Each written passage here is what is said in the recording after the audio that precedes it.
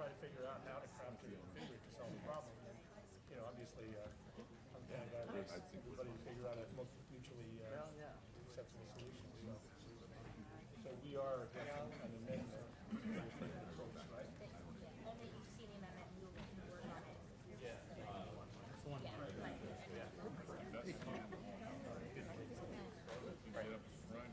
Well, I don't know how much we're still out with that, but I think we should continue the conversation that we started. I think that's all I need to help you with. I think it's coming on Friday just overnight and back south right now. Actually, I think I'll put the bad in that.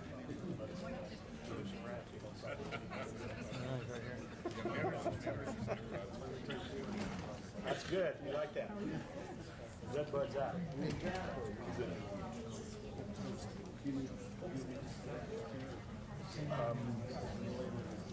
Well, did you have testimony to present? Or just going to wait and say, I know you guys we need this. If you want to go to the sponsor, but just make sure you're saying that you're I'm still Well, it's always good to show that it's not just the author making up a problem. That's what I think when I see an author get up and there's no witness. On the other hand, I think they got a long agenda too. I asked to be taken first so I could go. So I'm quick to speak.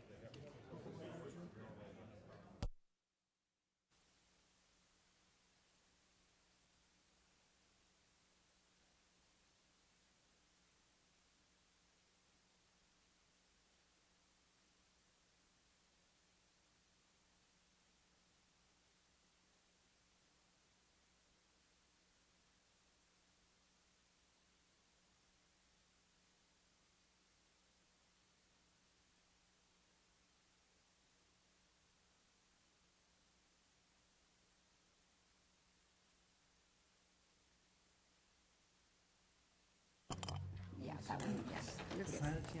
Good afternoon. Want to call the Transportation Committee meeting to order. We do not have a quorum yet. We'll start this meeting as a subcommittee. And I do have a few announcements. Item 19 has been pulled. Item 6 is going to be a vote to adopt urgency only.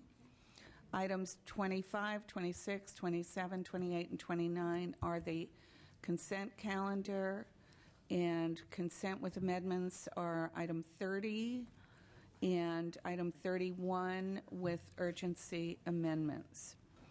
And as we start as a subcommittee, support and opposition will be limited to 2 minutes each. Others will be allowed to state their name and affiliation and position. So to start, I'd like to ask Mr. Chesbro, who has another committee to chair, to start us off today. Welcome, Mr. Chesbro. Well, thank you. Thank you very much, Madam Chair. Thank you very much, Madam Chair, for taking me out of order, and I appreciate the indulgence of my fellow authors that we got 29 bills at Natural Resources to hear this afternoon. So, 2 of which Mr. Jeffries has reminded me are his. Madam Chair and members, Humboldt Bay houses the only deepwater port between San Francisco Bay and Coos Bay in Oregon. The harbor has fallen into hard times and receives fewer vessels as a result of the decline of local export industries like timber, and of course also as a result of the overall decline in the economy. I think all ports have experienced that. As a result of fewer boats coming in, the Humboldt Bay Harbor Bay and Recreation District has had to look into the possibility of letting the bar pilots currently employed go. Losing the bar pilots will lead to a chain reaction that could ultimately lead to a demise of the entire seaport. Without bar pilots, ships will not be able to come into the bay and dock. If there's no ship traffic, there will no longer be a need for dredging. And once dredging is discontinued, it is challenging, if not impossible, to think of a way that the port could come back. In its printed form, AB 2637 would add Humboldt Bay to the jurisdiction of the Board of Pilots Commission. This area includes the bays of San Francisco, San Pablo, Suisun, and Monterey. Amendments will be taken in the Assembly Appropriations Committee that will allow the Humboldt Bay pilots to take the Board of Pilot Commission test without the same level of experience since it's not available in Humboldt Bay due to the lower level of ship traffic. The pilots will not need to give up their license for Humboldt Bay to receive a license to operate vessels in the other areas. We are working with the opposition to craft these amendments, and we'll continue to work with them to ensure actions that are not harmful to anybody involved in shipping in California. I respectfully ask for an aye vote. And I have with me the Executive Director of the Humboldt Bay Harbor Recreation and Conservation District in support of the bill.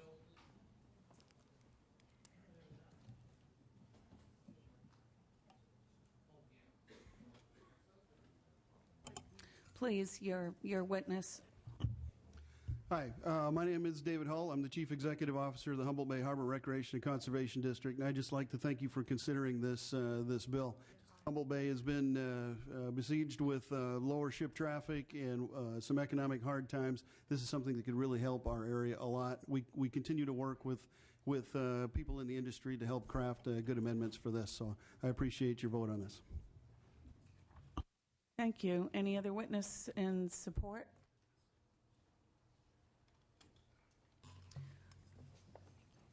Witnesses in opposition? Good afternoon, Madam Chair and members. Mike Jacob with the Pacific Merchant Shipping Association. We do have an opposed position on this bill. We have some very fundamental problems with what's being proposed, but we do want to say for the record and commend the author for bringing this to the attention of the Commission in terms of highlighting the commercial issues that are plaguing the Port of Humboldt Bay. Nobody wants the Port of Humboldt Bay to go away, to not be able to function at its highest and possible capacity, and that is not happening right now. We think it's incumbent on the state to address that issue, and we see this as a Band-Aid that doesn't fix that problem and raises some other additional issues which were addressed. But we thank the author and the sponsor for wanting to work with us as it moves forward. But even with those amendments, we'll probably still be opposed because it doesn't address the core issue, which is how do we make the Port of Humboldt Bay viable, and that's something we all want to do. Thank you. Madam Chair and members, I'm Fred Torr, representing the San Francisco Bar Pilots. We have concerns with this bill, but we do understand, I believe, the economic problem that exists in Humboldt Bay. Would like a solution to be found for that, and we have no objection to the bill moving along. We've been working with the author and the sponsors and are hopeful that consensus can be reached. Don't go away. Thank you very much. Are there others who would like to give their name, affiliation, opposition, support? Seeing none. Mr. Jeffries, did you have a question? Yeah, I'm sorry, I didn't catch your first name. I don't see a problem with the bill. Does this cause the situation to get worse, or just arguably from your point of view doesn't improve? It could. You know what? And again, the bill is likely to be amended, so some of the issues that are with the bill in print won't be there. But there's no guarantee that once a pilot who's in the Humboldt Bay Pilotage District becomes a member of the training program in the San Francisco Pilotage District, that they'll come back and actually do piloting in Humboldt. You can't compel that, and you can't compel someone who's in the training program in San Francisco to retain an employment relationship in Humboldt Bay. There's no way you as the legislature can condition them to remain an employee. I mean, you'd essentially be forcing them to some sort of bondage or contract that can't be enforceable, and that's not going to happen. And so what we all want is the same thing on both sides of this discussion. We both want there to be pilotage in the Humboldt Bay District. We want to find a way to finance that and fund it and make that port commercially viable. The rock and hard spot that the district finds themselves in, and we're very sympathetic to it, is if they lose their pilots, they can't be commercially viable. And right now, they don't have the traffic make them commercially viable enough to sustain the cost of their pilotage. Okay, but how does this bill make that worse? How does this bill make that situation worse? If you enroll the pilots into the pilotage program in San Francisco, where they make 3 times as much as they do there, and they have the ability to maintain their license, which they don't have the ability to do now as professionals, and there's an annual stipend in the training program in San Francisco. It's a much more robust program, and frankly, they have a lot more career opportunities in San Francisco than do in Humboldt Bay. They're not likely to give that up and go back to Humboldt once they get enrolled in the program. So you're advocating that we not give them the opportunity to do better and do more? And Well, they have the opportunity now, and as the author spoke to, one of the things that we're working with on the proposed amendments is creating a way for them to sit for the exam. But that, again, doesn't solve Humboldt's problem, because the next exam will come at some future year. It won't be in time for this year's exam. Exams don't happen every year. There will be a number of pilots who sit for this year's exam, and then they go on a waiting list if they're not in the training program. If you take an exam in a future year, you'll have to go to the end of that waiting list. It might be 2 or 3 years at the earliest before someone in a secondary exam gets into the training program after the first exam. In the meantime, that hasn't solved any of Humboldt Bay's problems, which is they have an immediate financial crisis that needs to be addressed. okay. Any other comments? Mr. Chesbro, would you like to close? Yes, I haven't presented this bill as a panacea or somehow going to solve all of Humboldt Bay's problems. It's an attempt to keep the port alive while we address the other problems. And so I would ask you I vote in helping us to try to keep the oxygen supply going here while we're trying to solve the larger issues facing the port. So I'd ask for your I vote, and I'm at your mercy. Thank you. Thank you very much. I'll just make a comment, and that is, it seems as though part of what you've done is to try to develop a career ladder for several folks who are, in fact, working there now. But the larger question is, how can the Humboldt Bay Harbor District make changes to sustain itself economically into the future? And that is the real question. Appreciate that all of you are working together, and will continue to work if it moves forward after the vote takes place. I don't have a recommendation on this. Okay. Thank you, Madam Chair, members. Thank you.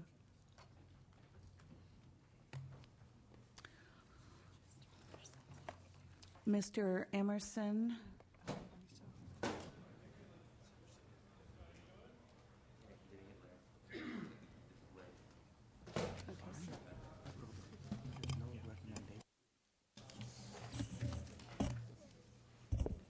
Thank you, Madam Chair and members. First, I'd like to accept the committee's proposed amendments directing the revenues from the NASCAR plates go to the Bureau of Automotive Repair, the sponsoring agency. This bill would authorize that NASCAR specialty plates be sold in California. For every license plate sold, $10 will go to the High Polluter Repair or Removal Program administered by BAR, which would benefit the environment. Currently, 9 other states have implemented these NASCAR plates, and based on their sales, it has been estimated that California could generate over $1 million annually for the High Polluter Program. NASCAR racing has the largest fan base of any sport in the United States, with a huge population living here in California, the home to 3 NASCAR races annually. This bill would allow the hundreds of thousands of NASCAR enthusiasts to show their support. I respectfully request your aye vote on this measure. To speak further and answer any questions you may have is Bill Doring, representing NASCAR race plates. Madam Chair and members, Bill Doring, representing Race Plates LLC. We're continuing to work with the Highway Patrol, DMV, and BAR, and would ask for your support. Thank you. Are there others in support of this bill? Is there anyone in opposition to the bill?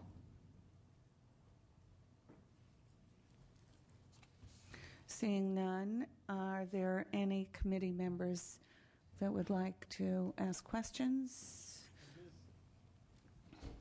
Mr. Emerson, I understand you intend to allow a portion of the fee revenue to pay for the royalties to drivers. Could you tell us about that part of the bill? Yeah, I'll let Mr. Doring answer that question. Madam Chair, the reason for the endorsement or the royalties is because the driver's name and number are exactly what sells the plates. It's no different than a baseball player endorsing another item or something like that. It's what sells the plate, is their name and number. In fact, I have some But the royalties do go to the drivers, is that correct? Yes, ma'am. I mean, they're not in the bill now, but under existing law, 25% of the revenue generated can go to promotional, so it could go there under existing law now. But, you know, we've talked with the consultant. There's no hidden agenda. We will continue to work with you if that's an issue. I don't see anyone else who wants to comment, but what I would say is that, first of all, I really love racing. We had the Grand Prix in Long Beach yesterday. It was really That's right. quite fabulous. So I'm a big race fan.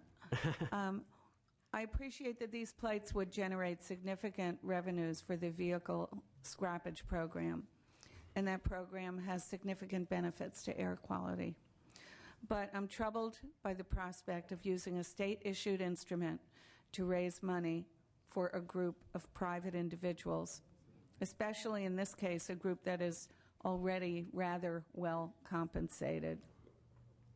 If the amendments would exclude that particular provision, I would be prepared to support the bill. Well, those amendments are not part of the bills we have before here now. And so I, in that case, would recommend a no. Okay. All right. But we do not have a quorum yet. Mr. Emerson, would you like to close?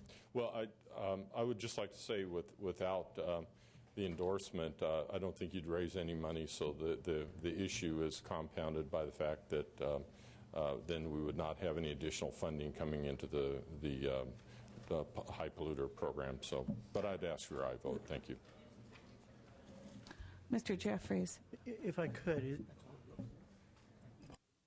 is there a way for NASCAR and the drivers who have adopted various nationwide charitable programs, instead of the royalties that the drivers would get, that the drivers would agree that royalties would go to the NASCAR adopted charities that they're supporting, so that we don't have this? Mr. Jeffries, I don't have an answer for you other than the fact that the monies that are generated in the 9 other states, in 2008, they gave over $1 million to charities that are NASCAR charities, and they do, and the drivers in all those 9 other states receive their royalties as well.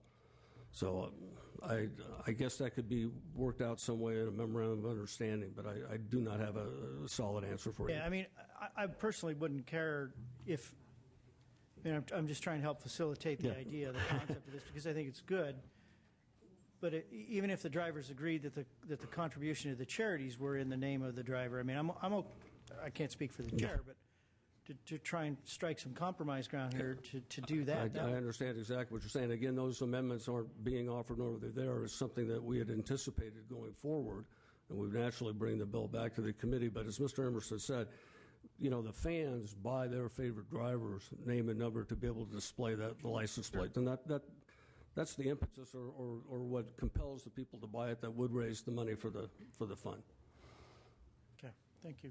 Just an idea. No. All right, thank you. Any other comments, questions from members? And I believe you already did close. And as I understand it, then you will not be willing to take an amendment? We're taking some committee amendments.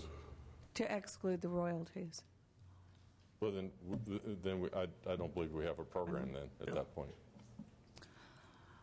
Mr. Emerson, I can only say if the 175,000 fans at the Grand Prix in Long Beach yesterday could buy license plates just with a NASCAR emblem on them that would support the scrappage program without royalties, I think it's possible that there would be a lot of support for that. Well, rather than to lose the bill, Madam Chair, I mean, would it be possible to continue to work with staff to come up with some kind of an arrangement? Because, as I say, under existing law, at 25% right now, we go to promotional, that you could take something out of that. The only way to do that is to take the amendment now, and then the staff would be happy to work with you. If you take it. Okay, I'll take it. Subject to working with staff. What? Yeah, I'll work with staff on it. I don't know Thank if we you. have a program after that, but okay, we'll see. Thank you. Thank you for taking a look at it. Thanks. We do have a quorum now. Please call the roll, Madam Secretary. Lowenthal, Here. Jeffries, Berryhill, Blumenfield, Buchanan, Ing, Furtani, Galgiani, Hayashi, Miller, Nilo, Norby, Portantino, Solorio. We have a quorum. Thank you very much. And we can vote on the Emerson bill. Could you please call the roll? We need a motion and a second. Oh, that we don't have a motion. Is there a motion for the Emerson bill with the amendment? As amended, yes. Make the motion. And was there a I'll second? second that with them as amended. Thank you.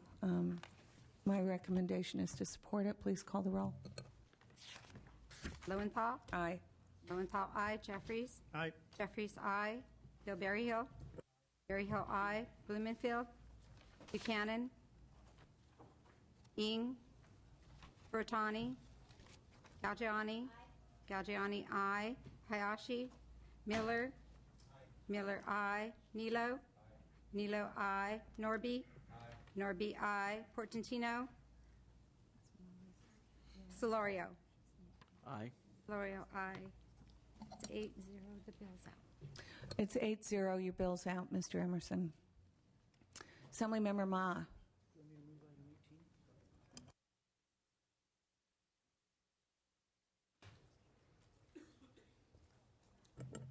If you could wait just a moment. We had a bill before Mr. Emerson, and we have a motion for that. I'll move item 18, AB 2637.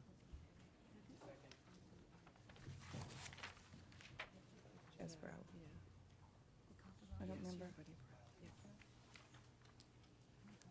Yeah, please call the roll. The actions do pass to appropriations. Lowenthal, Aye. Lowenthal, aye. Jeffries, Aye. Jeffries, aye. Bill Berryhill, Berryhill, aye. Blumenfield, Buchanan, Ing, Furtani, Galgiani, Galgiani, aye. Hayashi, Miller, Nilo, Nilo, aye. Norby, Norby, aye. Portantino, Solorio. 7-0, the bill's on call. 7-0. The bill is on call. Ms. Ma. Thank you, Madam Chair, members. AB 1888 allows Maritime Academy training vessels and museum ships to receive pilotage services at no charge. For many years, the San Francisco Bar Pilots have provided pilotage services at no charge to ships such as the TS Golden Bear, which is the California Maritime Academy training ship.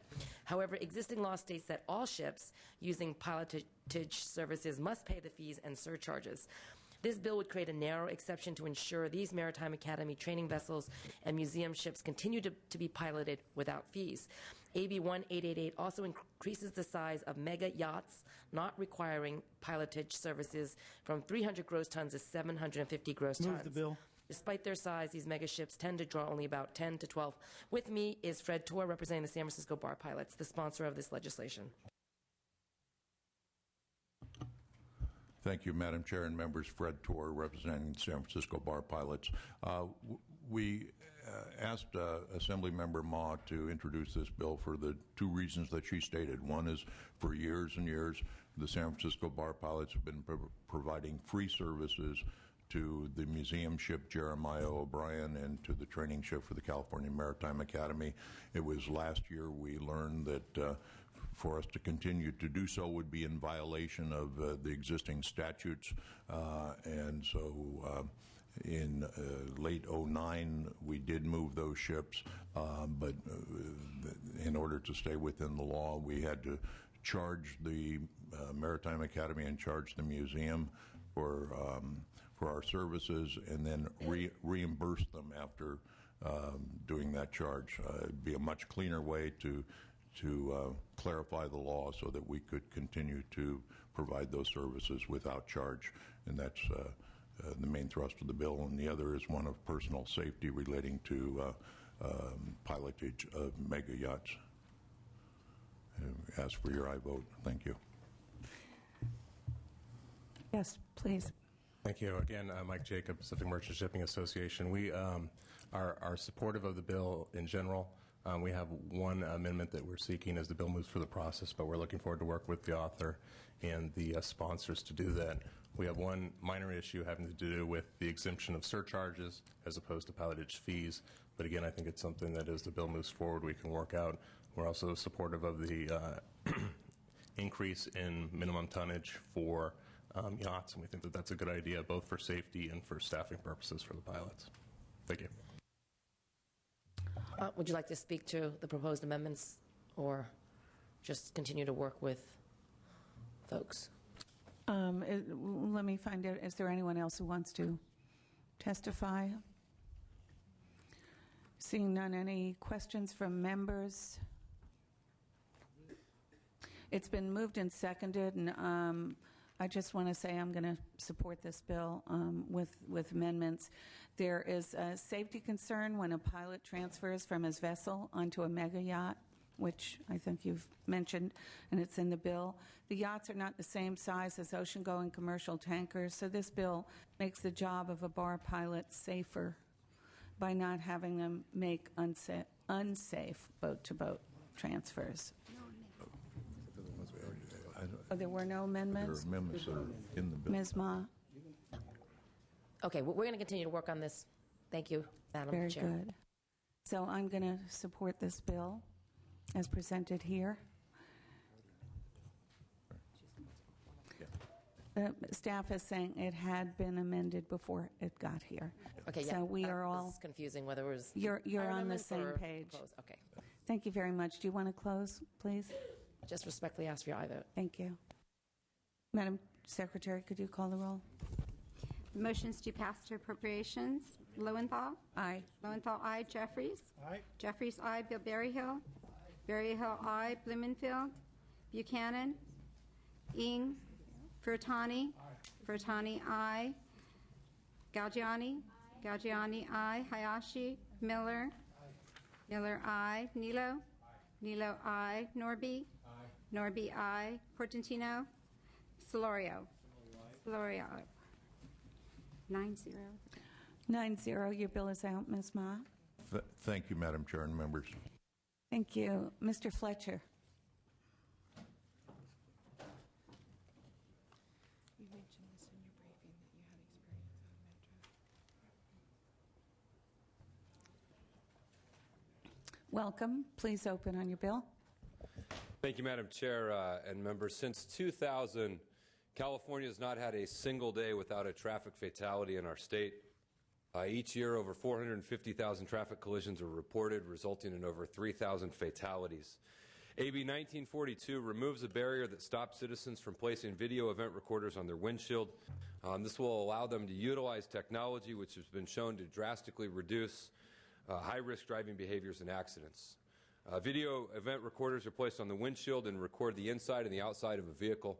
They operate on a 30-second loop, and anytime there's a severe movement by the driver, a collision or the panic button is hit by the driver, it captures the few seconds prior to the accident in order to analyze the driver's actions in an attempt to coach better driving behavior.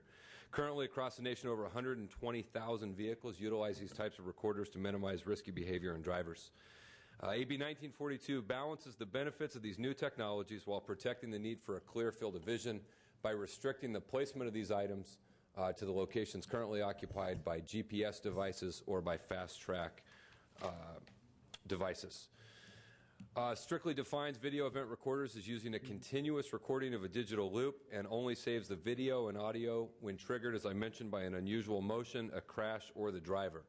Studies have shown that when a video event recorder and behavioral coaching are combined, we see reductions in the accident rates in both teen drivers and commercial vehicle operators. While the California current vehicle code allows for placement of non-safety related items on a windshield, it does not allow for the placement of these video event recorders. We think AB 1942 moves us in a positive step towards safer roads. It's supported by the State Sheriff's Association and a number of other entities. There are amendments, right? There's a And we're motion. happy to take the amendments that have been proposed. Second. Thank you. Any witnesses in support? I think it's just me. Witnesses, just you. Just me. It's good. Witnesses in opposition. Kind of. Good afternoon, Madam Chair and members. Valerie Small Navarro with the American Civil Liberties Union, and we're here with some concerns that were raised in your analysis, and they're primarily privacy concerns, and we've been working with the author's office, and we will continue to work with the office, but I just want to flag them briefly for everybody.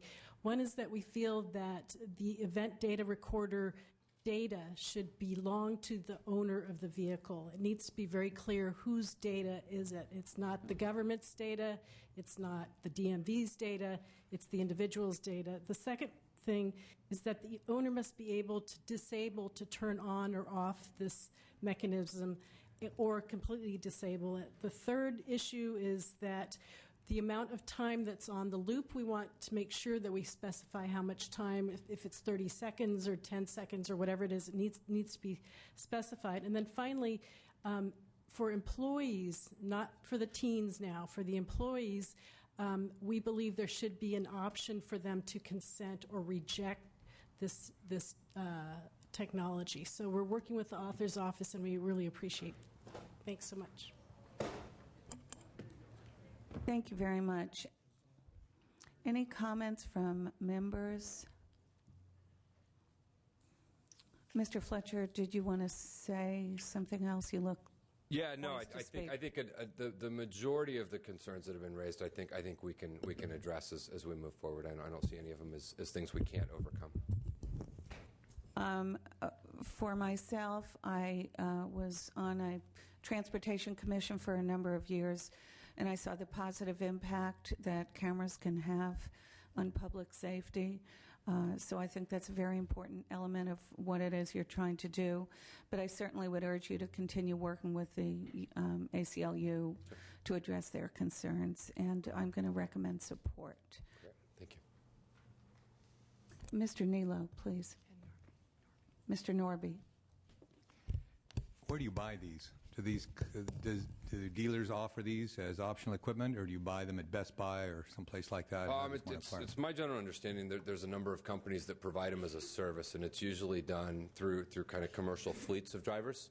And then occasionally I think parents can go to the company and get the service as well, have it installed on their car. I don't know that you can go to a store and buy them, to my knowledge. Okay. There's a company in San Diego that does this. I'd be happy to give you a referral. Oh, all right. I was curious. I'd never heard of this before, that a person could actually go out and get one. Yeah. But if they're not available commercially, I'm sure they will be soon. No, I think they are available commercially. I think the general focus has been targeted on, by an expert on as opposed to a commercial person. drivers, Yeah. and then teens. Right. I'm not sure about the technology. You're saying it would only record a couple of seconds before the accident after a jerking motion. So if somebody fell asleep at the wheel and just plowed right into a tree, it wouldn't be necessarily So what it does is it runs on a loop, and so it records kind of the previous 30 seconds or so, and then as the loop goes, and it records over what it previously recorded. Oh, I see. And then it stops. And so it triggers, if there's a jerky motion in the car, if there's a crash, or if the driver hits it, then it automatically records the previous 30 seconds of data. So in that instance, if a driver swerved off the road, the swerving off the road would trigger the preservation of the previous 30 seconds. Well, certainly if a person wants to have this service, if a company wants to, I would see no objection to it. Just it would be something we'd never require, but allow the option to do it. And perhaps this is a way for teenagers to have some of their driving privileges restored legally. If they agreed to have one of these, that might be something that would be considered. It's also, you down see the line. parents who get it for their kids as a condition of having a car, or you generally see it in commercial fleets. Okay, great. Thank you. Commercial fleet. Now, you're saying, one other question, Madam Chair, you're saying 120,000 of these are already being used in the state? Nationwide. Nationwide. But in California, they're actually not allowed. But they're not allowed here yet. On the field of vision, you're not allowed to put something on the windshield. And so what we've done is we've come in and said existing law provides for a place for a GPS device or for a fast track. And we're saying within that same space and size that you could put one of these recording devices. Okay, thank you. Thank you. Mr. Nilo? No, I didn't have a question. They keep thinking you want to speak. Did you want to close, Mr. Fletcher? Request an aye vote. Thank you very much. We had a motion and second to pass with amendments as amended. Madam Secretary, please call the roll. Lowenthal? Aye. Lowenthal, aye. Jeffries? Aye. Jeffries, aye. Bill Berryhill? Aye. Berryhill, aye. Blumenfield? Blumenfield, aye. Buchanan? Ing? Furtani? Furtani, aye. Gaggiani? Gaggiani, aye. Hayashi? Miller? Miller, aye. Nilo? Nilo, aye. Norby? Aye. Norby, aye. Portantino? Solorio? Solorio, aye. 10-0, the bill's out. 10-0, Mr. Fletcher, your bill's out. Mr. Amiano? Starting with item number 5, AB 1951. Good afternoon. Thank you very much for your attention. Madam Chair and members, I present to you AB 1951. AB 1951 amends the California Vehicle Code to state that public offense of unsafe operation of motor vehicles that result in bodily injury or great bodily injury charged as either an infraction or as a misdemeanor punishable by a fine of $145 to $1,000 or by imprisonment in county jail for between 5 to 90 days or by both fine and imprisonment. California ranks second in the nation behind Florida for the highest number of annually reported bicyclist fatalities and the highest percentage of traffic fatalities that are bicyclists. California ranks first in the nation for the highest number of annual reported pedestrian fatalities and fourth in the nation behind New York, Hawaii, and New Jersey for the highest percentage of traffic fatalities that are pedestrians.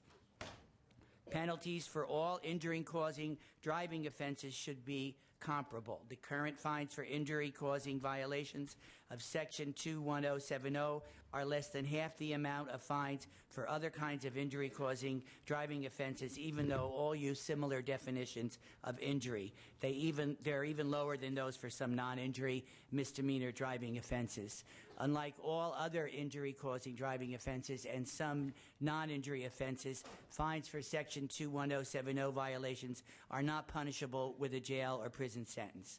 My bill simply makes the penalties for all injury-causing driving offenses to be comparable while also giving discretion to district attorneys to charge the offense as either an infraction or a misdemeanor. Criminal penalties for careless driving will help protect all road users, especially those most vulnerable in a collision with a motor vehicle, including bicyclists, pedestrians, runners, skateboarders, and construction workers and farm equipment operators. The bill is supported by the California Bicycle Coalition, San Francisco Bicycle Advocates, Bay Area Bicycle Coalition, California Association of Bicycling Organizations, Channel Islands Bicycle Club, Sacramento Area Bicycle Advocates, Ecology Action, and a number of individuals.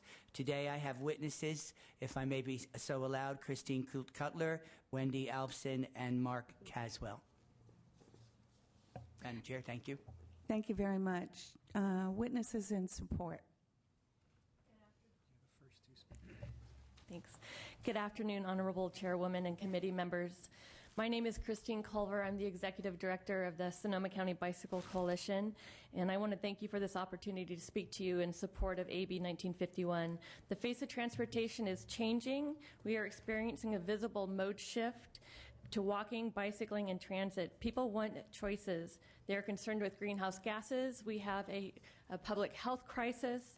The price of gas continues to rise. People want to get out of their cars. But they need better protection. Right now, a distracted driver gets absolutely nothing but a slap on their wrist. We need to make it easier for people, make them feel safer to get out there. This bill is a chance to address the needs of a growing population of road users. This is an important first step. Our district attorney in Sonoma County would like to support this and move more forward to being proactive on these type of situations, but he's really limited in his actions. 8 years ago, Ross Dillon was a young man getting ready to start law school and to get married when his life was drastically changed. He was hit by an inattentive driver as she reached back into her back seat to grab something out of her grocery bag. Ross was pretty much, they thought he was dead. Her insurance ran out before he even got loaded up into the ambulance. He was in a vegetated state for many years, and when his parents brought him home after he was showing no improvement, he started to get better. But it's 8 years ago, and Ross still needs absolutely full care. He's not the same young man I knew when he used to come into the bicycle shop where I worked. But what happened to the driver? Nothing. She got out with nothing. I was so surprised. I was told that you could hit a fence and have the same type of penalties. We need to make this a punishable crime. We need there to be consequences. Thank you. Thank you. Thank you. Next witness, please. My name is Renee McGillicuddy. I'm with BAD, the Bicyclists Against Distracted Drivers.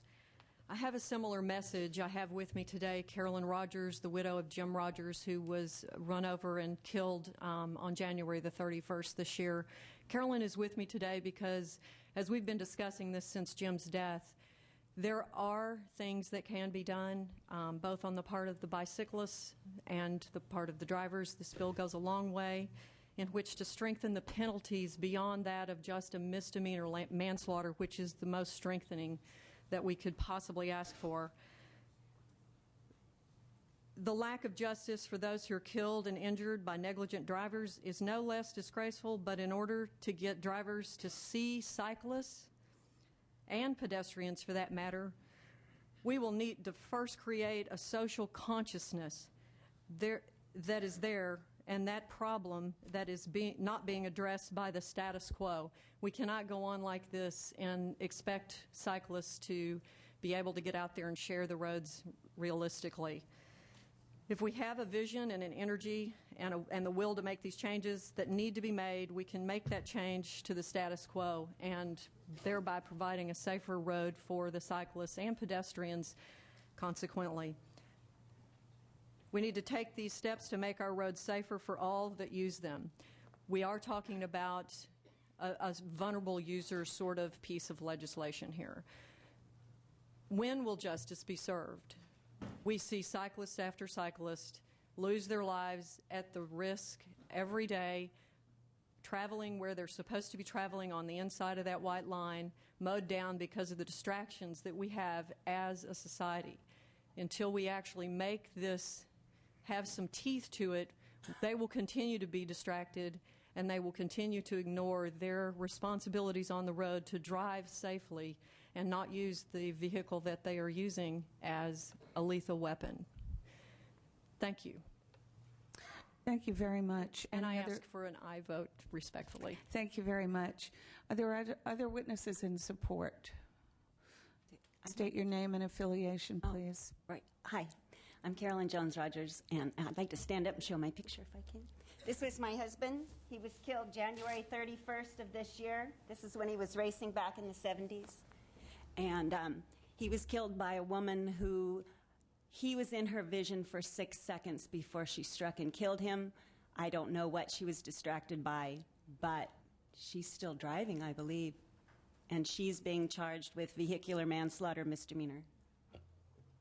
I support this bill.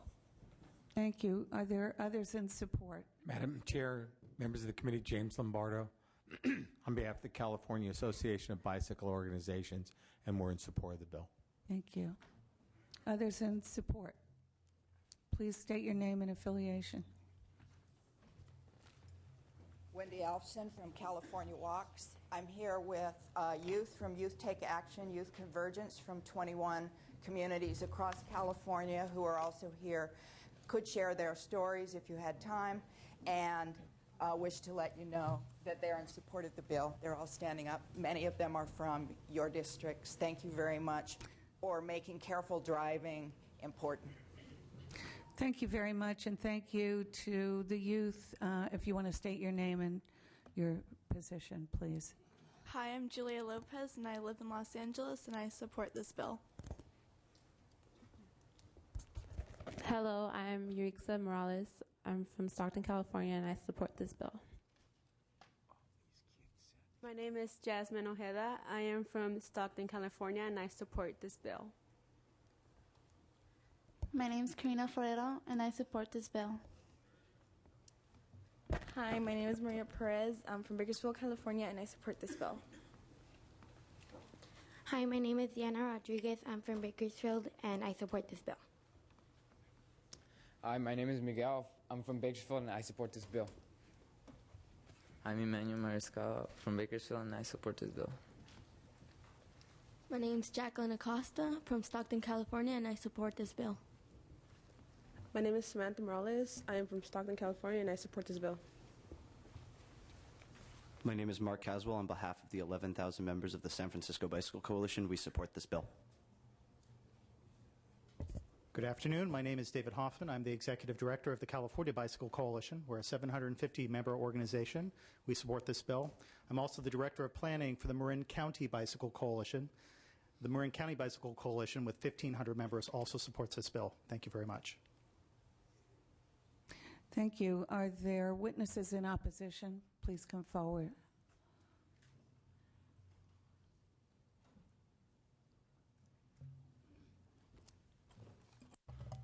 Madam Chair and members, Corey Salzillo on behalf of the California District Attorneys Association. Unfortunately, here in opposition to the bill today, we don't have a concern with the author's intent, which is to get people to drive safer and to make sure there's some sort of recognition of the seriousness of driving carelessly or driving distractedly. Unfortunately, this bill as drafted first is not limited to bicyclists and pedestrians. So if you and I were to get in a car accident after this committee hearing and you were to bump your head, get a cut, and get some stitches, I could be on the hook for a misdemeanor. And that's really the crux of our potential or our issue with this bill. If you get into a car accident involving a traffic violation, which can be crossing a double yellow line or an illegal left turn, and someone, as a result of that act, receives bodily injury or serious bodily injury or great bodily injury, whatever the standard is, that can potentially be prosecuted as a misdemeanor. There is a choice between an infraction and a misdemeanor. The problem is depending on how the officer on the scene cites the incident, those relative, not to mitigate what the accidents involve sometimes, but this type of injury, this very low bar of injury, means that several, probably thousands of traffic accidents, which are dealt with daily, will be potential criminal issues.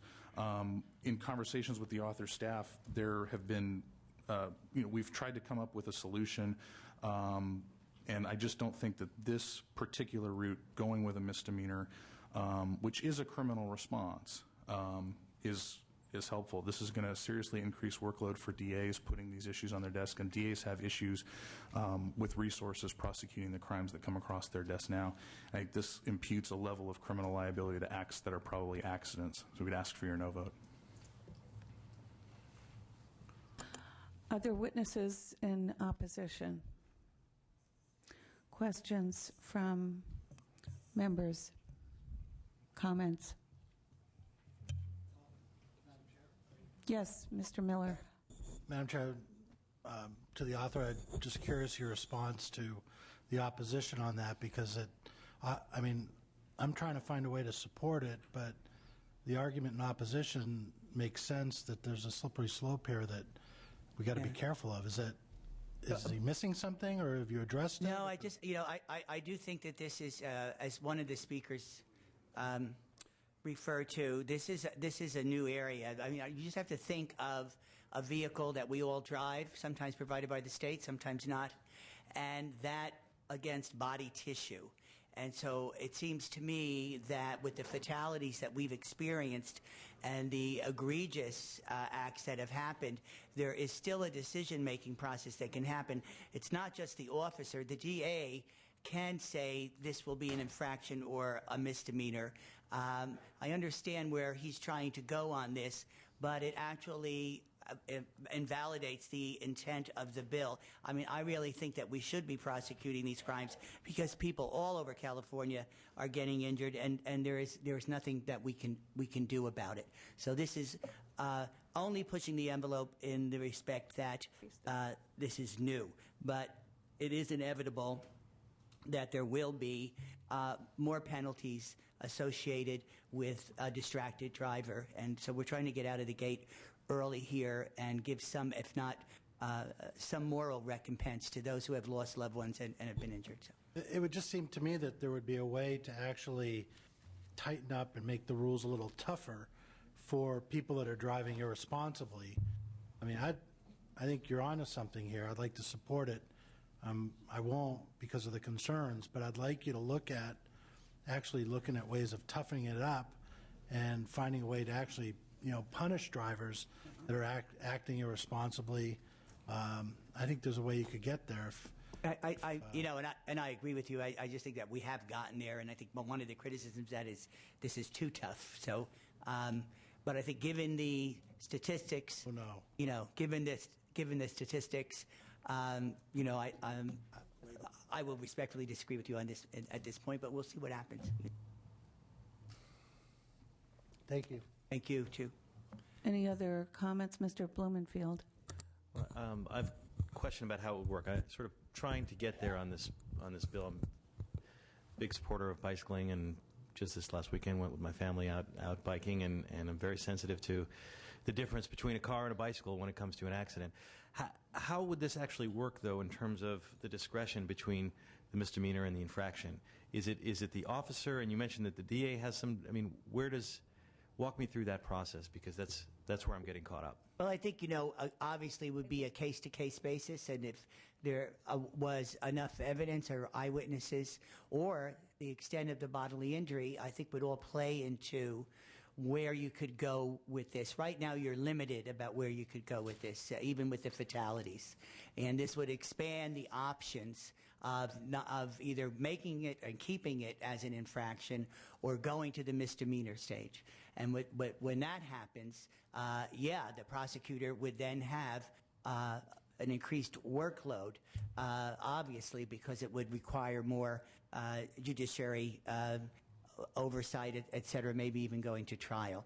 Right now, what exists is there is no option. An infraction would result in a ticket, and that would be it. But there is really no penalty that would be comparable to what other injuries, what the law covers in other types of vehicle injuries. So we're trying to bring it up and also level the playing field. So if it was an accident, is that a defense against the misdemeanor? If you get written up or the DA says this is a misdemeanor, and then you say, well, it was an accident, is that a legitimate defense, or would they say, well, it did result in bodily harm, therefore it's a misdemeanor? I think that would be up to the discretion of the officer and the DA whether or not to do that, depending on the evidence. What has happened, though, is that there has been great bodily injury. There's been distraction, which might qualify it as an accident. However, there is no equitable penalty, particularly when you're looking at other areas of the law where this can happen. So what we're trying to do is level the playing field here, give it some gravitas, because there have been, like as the woman said, there's too many stories of people being very cavalier about this, of walking away scot-free without any kind of responsibility, and so this bill is our attempt to remedy that situation. Mr. Berryhill, and then Mr. Furutani after that. Yeah, just a question of the author here of the gentleman representing the DA says it's not just pedestrians and bicyclists. Is that correct? Is it distracted driving, hitting anything? Well, anything with a person involved or a motorcycle. I'm not a motorcycle, but anyone on a bicyclist. So all accidents with injury, regardless of. If the person, if you hit a car and there's a person in the car that gets injured, does it relate to that too? I'm under the impression that it was just for pedestrians, but then when he said that, I thought, well, I didn't think that's what this bill did. Yes, any injury with any incident with a bodily injury. That is a traffic violation. Or a result of a distraction. Mr. Furtani? That was a concern I had as well. I'm trying to get there too, Tom, on this bill because it's a new area. I really appreciate the increase. You really see it in Sacramento. A lot of people are biking, and it's just a different issue. So how to make the law work? And I really, some of the stories your folks shared in terms of testimony, they're pretty, it's a terrible situation, but I'd like to hear what the chair of the Public Safety Committee would say about this particular bill. Oh, wait a minute, you are the chair of the Public Safety Bill Committee. Yes. So just trying to, can we work on this some more, or I'm just trying to get there's there. The chair of the Public Safety Committee, I think, would be in concert with this. And we have worked with it to the point that we've gotten it to. I'll let some of the expert witnesses just, if briefly, Madam Chair, if that's okay, just weigh in on this, and then we can close this if there's no more questions or comments. Please. Wendy Alston again. I just wanted to point out that this bill applies when there's a traffic violation, an illegal right turn, an illegal left turn. And also I have to say, these are not accidents. At the very least, they're crashes or collisions that if you're speeding and you cause injury, there's a penalty. If you're driving drunk and you cause injury, there's a penalty. If you cause the same injury with the same vehicle by making another traffic violation, such as an illegal left turn or an illegal right turn, there isn't the same, and you cause the same injury, there's not the same penalty. And that's the level playing field we're trying to make. And it's really so we can, it's really so that we can make careful driving become as important an issue that it is, so we can find a solution, and that everybody understands that it's as important to drive carefully as it is not to litter. Thank you. Seeing no other questions, I just wanted to ask myself. Oh, sorry, Mr. Norby. Distracted drivers are a public safety hazard. Fatigued drivers are as well. It's hard to test someone for fatigue or distraction, like, say, it is for being under the influence of alcohol, which is why there's not the same moral appropriation, or at least the same ability to detect it. But that's why people have car insurance, because if you're injured, the car insurance should cover that. That doesn't always do that, but that's why they do that. I ride my bicycle almost every day, and I just assume any car isn't seeing me. I mean, I just make that assumption. If they're not stopped, they're not seeing me. So I'm very cautious, as I know bicyclists have to be.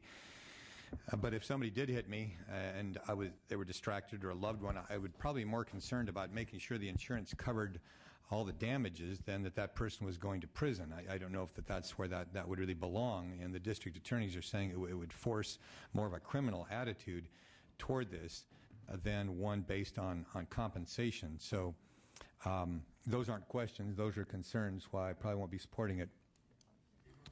Thank you. Thank you. My understanding is that reckless driving is a misdemeanor now. Is that correct? That's correct, Madam Chair. There's reckless driving, and then there's a specified section that also deals with reckless driving that does result in injury, and both of those are misdemeanors. So one could increase the penalties for something that is already a misdemeanor? You could. The issue here, though, is I think, and I don't mean to speak for the author or the proponents, but I think the issue is that there's sort of a gap, and I don't mean to help make the case for the bill, but there's a gap between sort of nothing at all and then getting to the reckless driving standard, which is more closely related to gross negligence versus simple negligence, which is basically a state that's imputed by the bill that's before you today. But that would also be one of the arguments to increase the base fine for infractions. Yes, if the bill did not carry a misdemeanor penalty, we probably wouldn't have any concerns with it. It's just the fact that it puts it into the prosecutor's realm for what ends up being, unfortunately, everyday occurrences, traffic accidents, that because someone's speeding or because they make an illegal left-hand turn and then causes a collision and someone gets injured. Well, I just want to say I certainly thank my colleague for bringing this forth. I can't support it. I can support an increase in the base fine for an infraction that perhaps would then capture some of the violators that you're trying to address, because it's a very serious safety situation, and I don't want to minimize that, but I really can't support the idea of criminalizing a large number of folks in what are now minor traffic accidents that I think would tie up the courts. And so for that reason, I am not going to support this unless you are willing to take that amendment. And certainly I know that civil remedies are available. You know that too. I understand that from the people that you're representing, it doesn't compensate for the injuries that could happen. So, Mr. Amiano, would you like to close? Yes, I want to thank you for your deliberation and graciousness toward this issue. I think all members, from what I'm hearing, recognize how serious this is, and this is our first attempt at that, so to speak. And I will continue to work with members of this committee and also the advocates, because I really do think this is it's very, very deserved, and we may even get the DAs in our corner on this. So thank you. Was there a motion? As a courtesy, I'll do a courtesy motion. I'll provide a courtesy second. We have a lot of courtesy on this committee. Yeah, I think, Mr. Amiano. Yeah, Madam Chair, if you don't mind, and I thank you so much. I think perhaps not taking a vote would be preferable. Okay, we'll hold that in the committee. I rescind the courtesy motion then. We will hold that in committee and continue to work with you. And I want to thank everyone who came to testify. Appreciate it. Thank you very much. Thank you.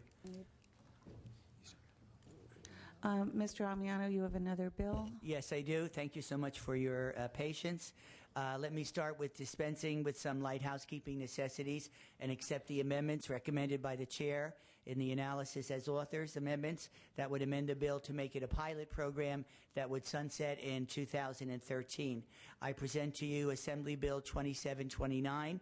Assembly Bill 2729 will provide the City and County of San Francisco with the authority to use automated enforcement to cite an illegal turn at a single specific intersection where there is already current authority for a red light camera. This dangerous intersection, the Market Street, Octavia Boulevard, Central Freeway on-ramp, is a unique expressway-like intersection that replaced a portion of the Central Freeway that was torn down in 2005.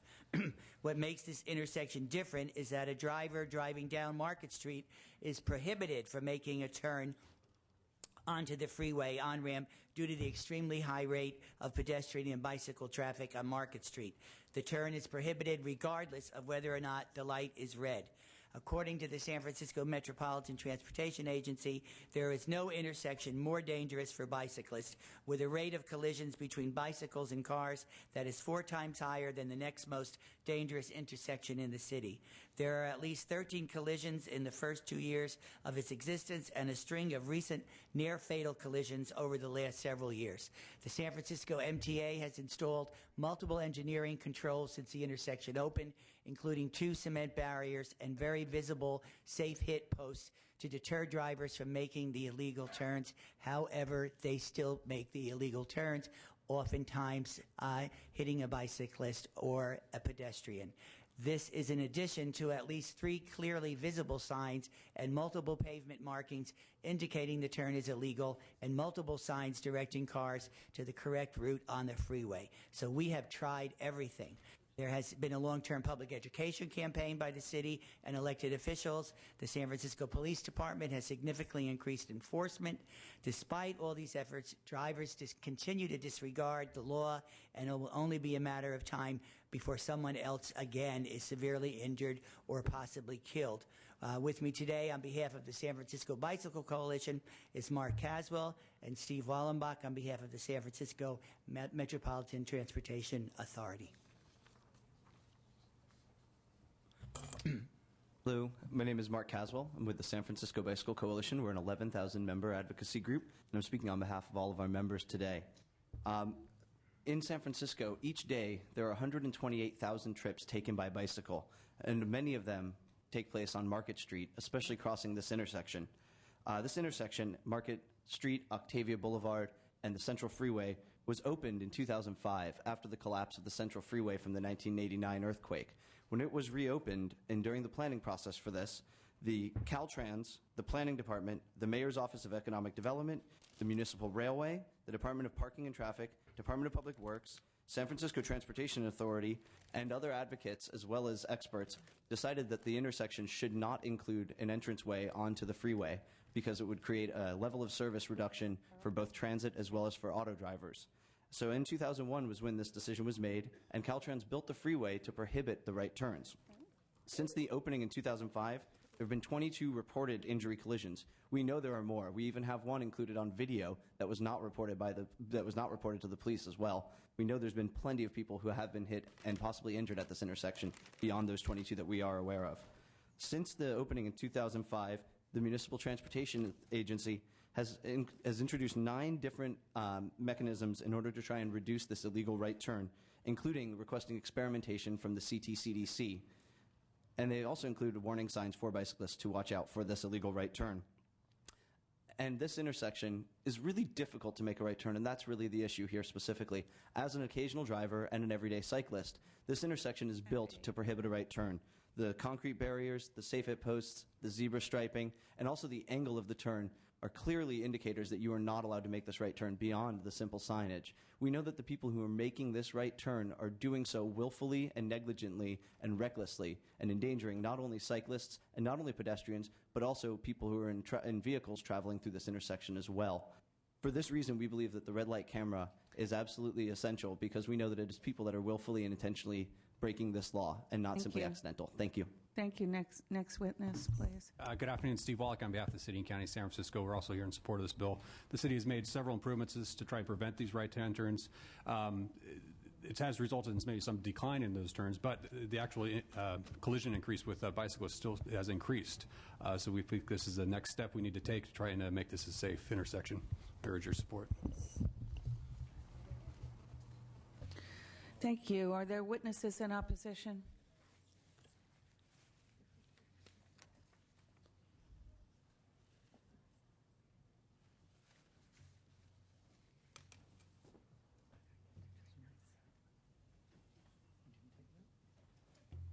Good afternoon, Madam Chair and members of the committee. Paula Labrie with AAA of Northern California. We did submit a letter of concern. Our concern about putting automated enforcement to enforce this prohibited right turn is that we would let automated enforcement be used or expand its use to regulatory signs. And that's something that is very problematic to us because in the past we've had automated enforcement issues with respect to abuse and so forth. We hear from a lot of our members with respect to their feelings of them. That's our general concern. Now, speaking specifically of this intersection, we are glad to see that this has become a pilot program, and we would hope to work with the city and the Bicycle Coalition and to work with the author's office. We have been working with them. We'd like to continue to work with them and to perhaps even look at other engineering solutions that maybe are possibilities at that intersection, because we admit it is a dangerous intersection and we have to come up with some kind of solution. We understand that maybe there are solutions that unfortunately are going to take a long time to implement. Perhaps there's a way that those could be expedited, and we'd like to maybe take this opportunity during the 3 years to look at some other solutions as well. Thank you.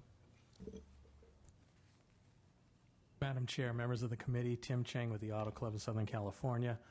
We echo the concerns of our sister club from the north. We note that the author has taken some amendments here today that was the recommendation of the committee. Perhaps when they report back, they can also include a report to both transportation committees what additional engineering solutions they tried, if any, at that time. so that we can get a full evaluation of what's going on at that intersection. Thank you. Thank you. Any comments or, I'm sorry, Mr. Nilo?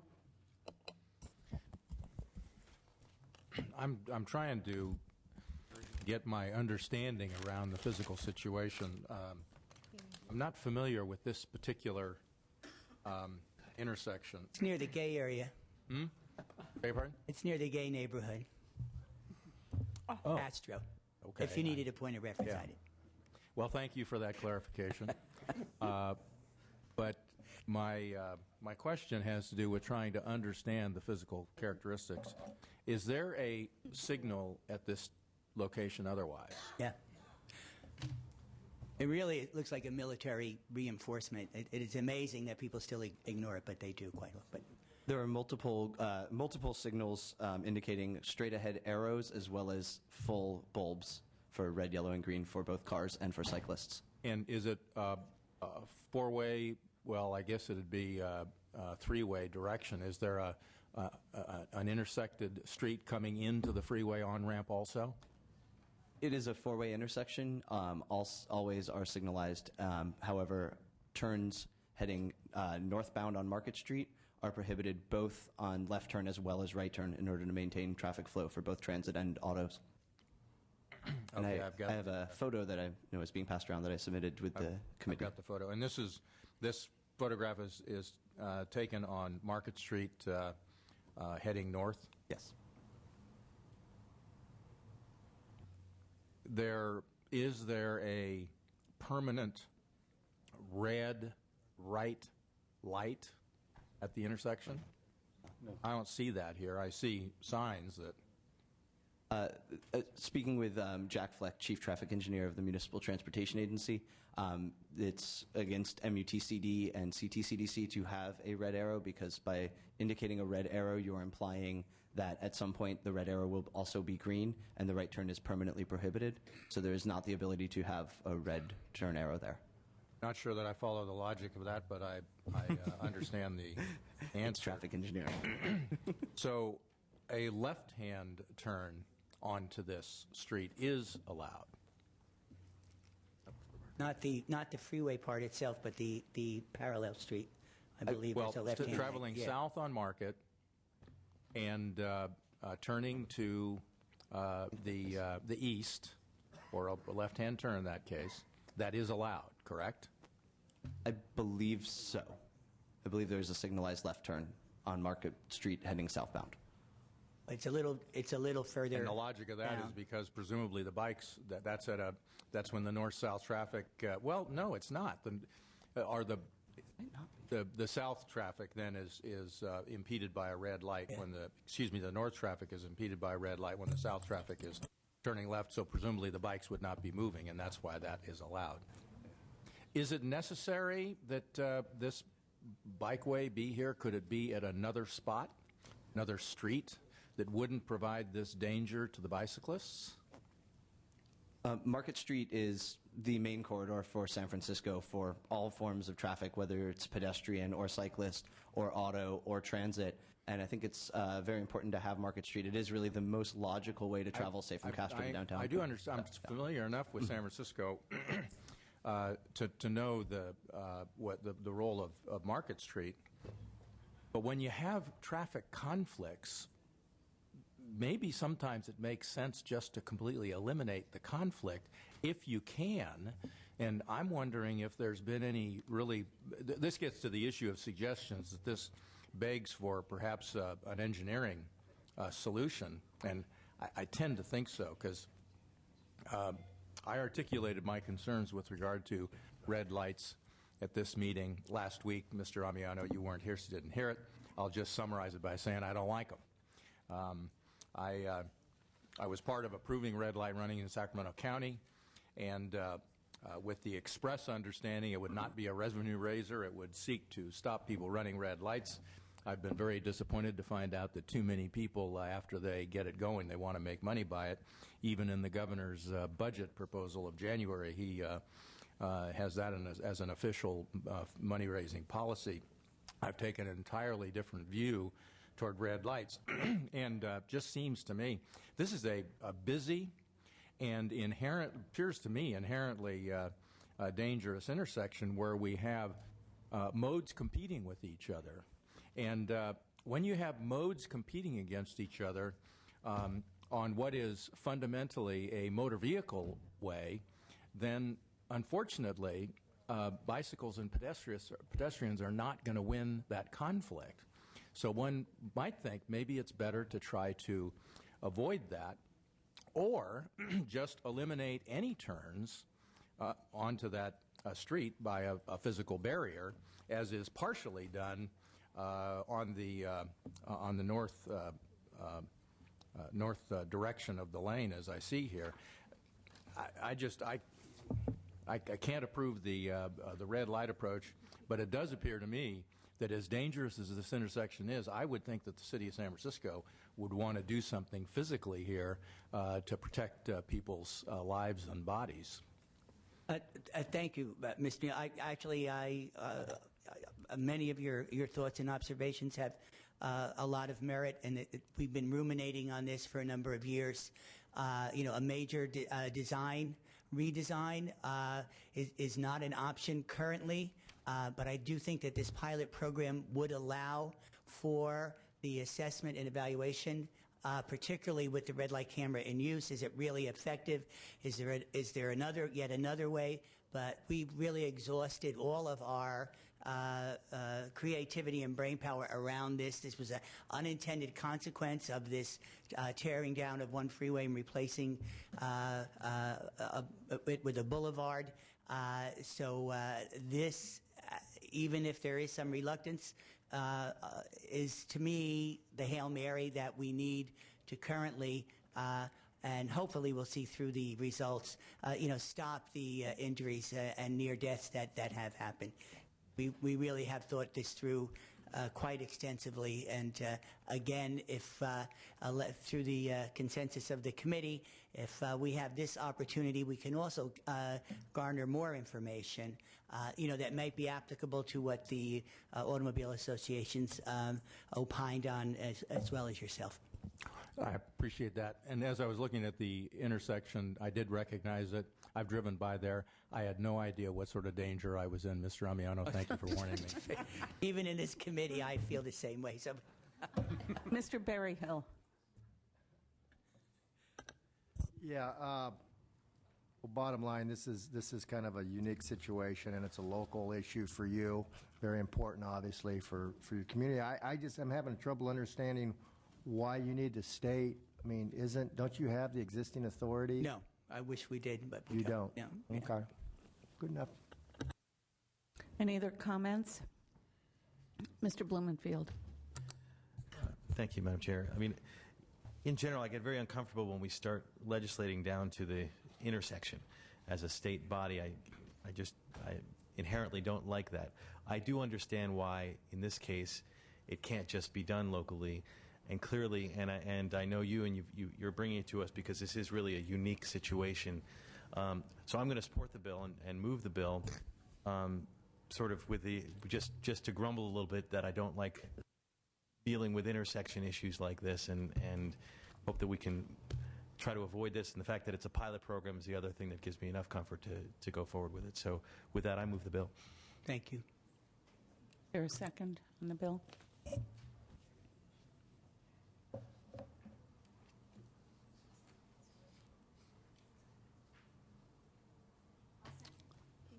We have a motion and a second. And I would just say, Mr. Amiano, I want to thank you for taking the amendments. I've been in similar situations in my area where there doesn't seem to be any other alternative. And I appreciate your willingness to take it on as a pilot project and also continue the conversation with AAA.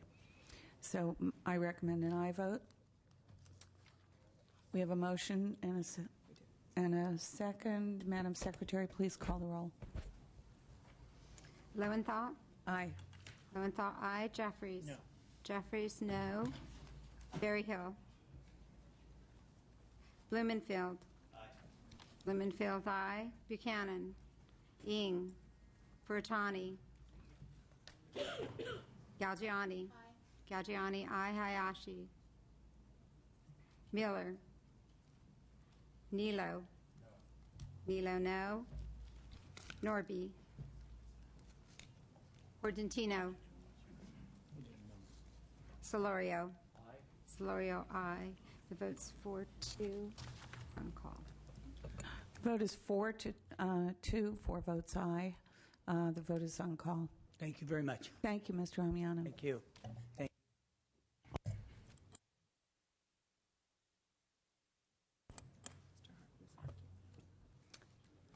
Ms. Harkey.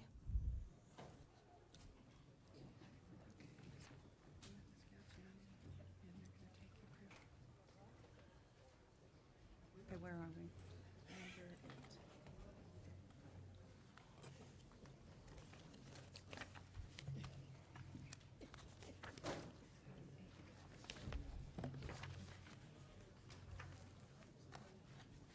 Please present your bill. Thank you, Madam Chair and members. AB 2121 applies to Article 16 of our state's Constitution to reduce funding for Proposition 1A to the amount contracted as of January 2011. The selection of this particular bond was to begin the discussion to address our solvency issues and the need to set spending priorities in our state.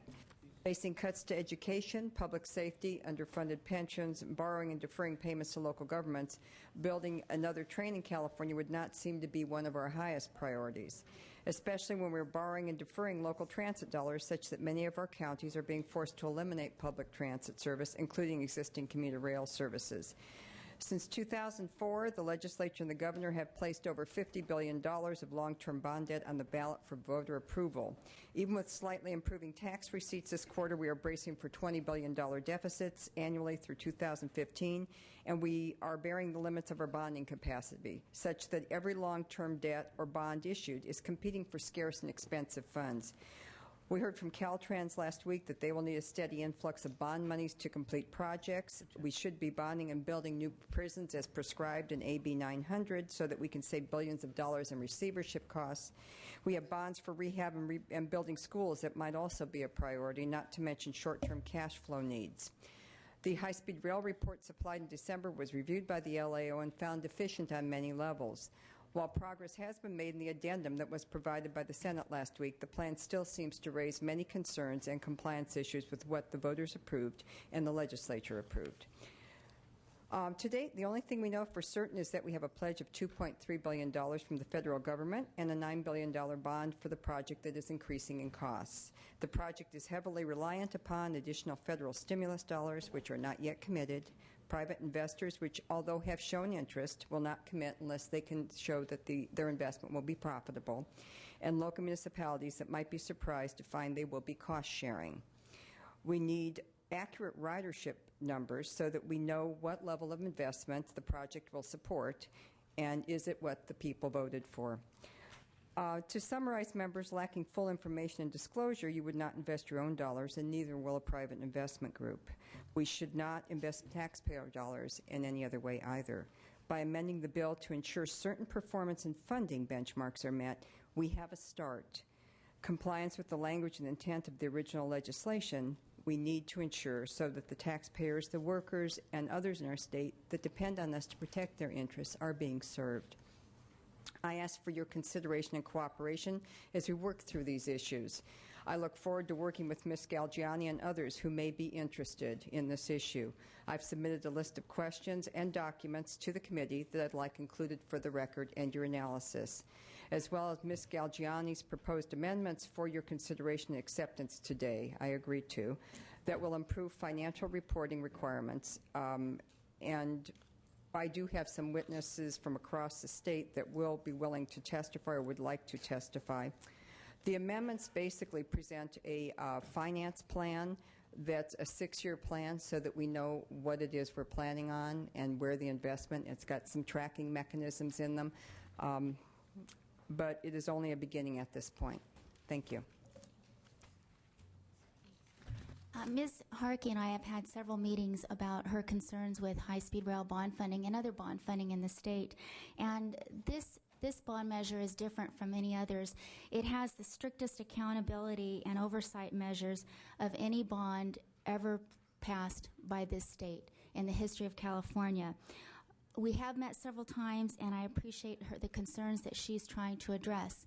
And what's distinct about this bond measure is that while we have $9 billion in state bond funding from Proposition 1A, we've already achieved $2.3 billion from federal stimulus funding, and we have the opportunity to achieve up to $17 billion in private investment funds. What we have both agreed upon is the need for greater clarity about when the legislature will need to appropriate these bond funds. Existing law, AB 3034, that placed Proposition 1A on the ballot, required that we have appropriation by the legislature of any of the bond funds that we are spending, and thus it requires a 2/3 vote of this body. Secondly, it requires a pre-appropriation review before any monies are spent of the state's bond dollars. The High-Speed Rail Authority must submit a financing plan for the project it intends to fund to a peer review committee, to the Director of Finance, the policy committees, and the fiscal committees of the Senate and the Assembly. Secondly, after the appropriation is made for any given year, the authority must also go through a pre-expenditure review process where they will have to go back to the Department of Finance and the Joint Legislative Budget Committee and talk about any material changes that have occurred since the pre-appropriation review process. However, existing law only requires that this information be given to the legislature 1 year at a time. So we have both agreed that it will be important to take the amendments that we're asking you to take today, whereby we would take out the language that exists before you and replace that with what we agree upon, and that is that we have a 6-year plan so that the legislature has the opportunity to see what we're planning for and how our bond dollars will be spent in future years and how those will be compared with any federal stimulus funds that we have secured and any private investment dollars that we have secured. So we're asking the committee to support these changes today and allow us to continue working together so that we can assure the greatest oversight and accountability of the state's precious bond dollars for high-speed rail. Thank you. Thank you to both of you. And are there 2 witnesses in support? Thank you, Madam Chairman. Members, my name is Joe Thompson. I've been in private practice in transportation law for more than 30 years, including more than 300 cases involving insolvency of the carrier. I appeared before the High-Speed Rail Commission, later the authority, 5 times over the last 15 years and encouraged them to broaden the sources of the proposed railroad's revenues by including high-value transportation freight. For example, FedEx, UPS, Postal Service. If you put enough of that kind of revenue into their revenue stream, you wouldn't have to be turning around looking to the taxpayers for operating subsidies the way we do with transit. There's sections in the Public Utilities Code I need not remind you about. For example, PUC section 99268.12, which allows for taxpayer subsidies of up to 85%. Now, if you take a look at some of the operating costs of high-speed rail, you're beginning to talk about an awful lot of money. The French experience is interesting because, as you know, the French are going to start to move FedEx tonnage on their high-speed train, in part because of the losses they're sustaining moving passengers. So I would heartily recommend that you re-examine the business plan. The LAO has said this thing should be profitable. To say that a carrier is going to be profitable and actually make it turn out profitable is 2 different things. I could show you many bankruptcy cases of both passenger and freight operators who thought when they started they were going to be profitable and didn't turn out that way. We can't afford to spend all of these billions of dollars building this thing if we don't have a business plan that will be the source of sound, sustainable money to carry it on.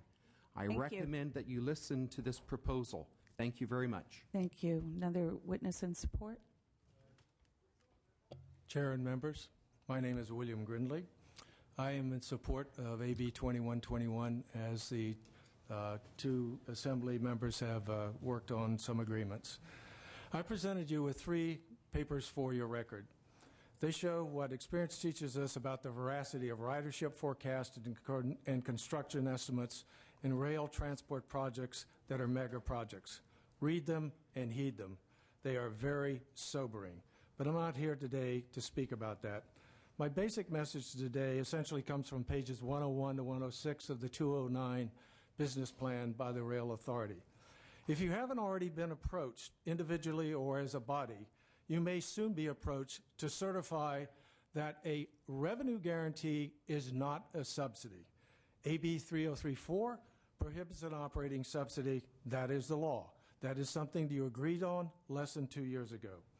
After Prop 1A was passed, financing has not been forthcoming as the authority has seen. I don't have to cite that to you. So what is the solution that the authority has to get their financial woes behind them? Perhaps they're going to look and come to you for a revenue guarantee, and based on the forecast that might be in page 73 of their 2009 business plan, which you have to get a guarantee or give them a guarantee on, plus a 16% after-tax return on their capital investment. That's mentioned on page 106 of that same business plan. The legislature, you, birthed AB 3034 and Prop 1A. Not only are the authority business plans today only vaguely related to what the public saw in November 2008, but a guarantee was never, ever mentioned in AB 3034, and it wasn't mentioned on the ballot. So what happened to the confidence that the authority had when they pushed this to you in 2008? Where has that confidence gone? If the authority comes to you for a revenue guarantee, please go back to the voters, but don't ask them to pay for another one-sided public relations Thank you for your testimony. The 2 minutes is up. I wasn't told that. I'm sorry. Are there any other witnesses in support? Madam Chair, members, David Wolf here with the Howard Jarvis Taxpayers Association. Respecting the 2 aside, we're in support of the bill. Thank you. Thank you. Any other witnesses in support? Give us your name and affiliation. Madam Chair, my name is William Warren. I'm from Palo Alto, California, and I am also in support of AB 2121. May I make a short statement? No, we already have had several witnesses. Thank you. All right, I'd just like to note that I have passed out some information for your... Thank you. We received it. Please state your name and affiliation. Yes, my name is Faith Brigale. I'm an American voter. I live and work in Palo Alto, and I want to support the Diane Harkey bill, AB 2121. Thank you. My name is Don Barnby. I'm a citizen in Menlo Park. I'm in support of Diane Harkey's AB 21 as amended. Thank you. We need open discussion in the full legislature. Thank you. Madam Chair, members of the committee, my name is Jason Kander. I'm with Planning Conservation League, and I'm here to take the unique position that we have no formal position on this bill. We think that while the bill has the right intent in mind, this solution is not the solution that is recommended. PCL requires the position that we scrap the authority altogether and go back to, or look at appointing a successor agency that has the transportation planning expertise and experience to implement this project. Thank you. Thank you very much. Were there other witnesses in opposition? Seeing none, are there members that, whoops, we do have someone else in opposition? Shall I do it from here?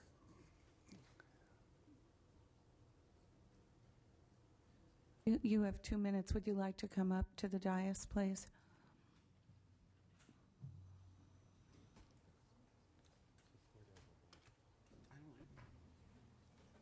Madam Chair and members, I'm Steve Schneip, representing the High Speed Rail Authority.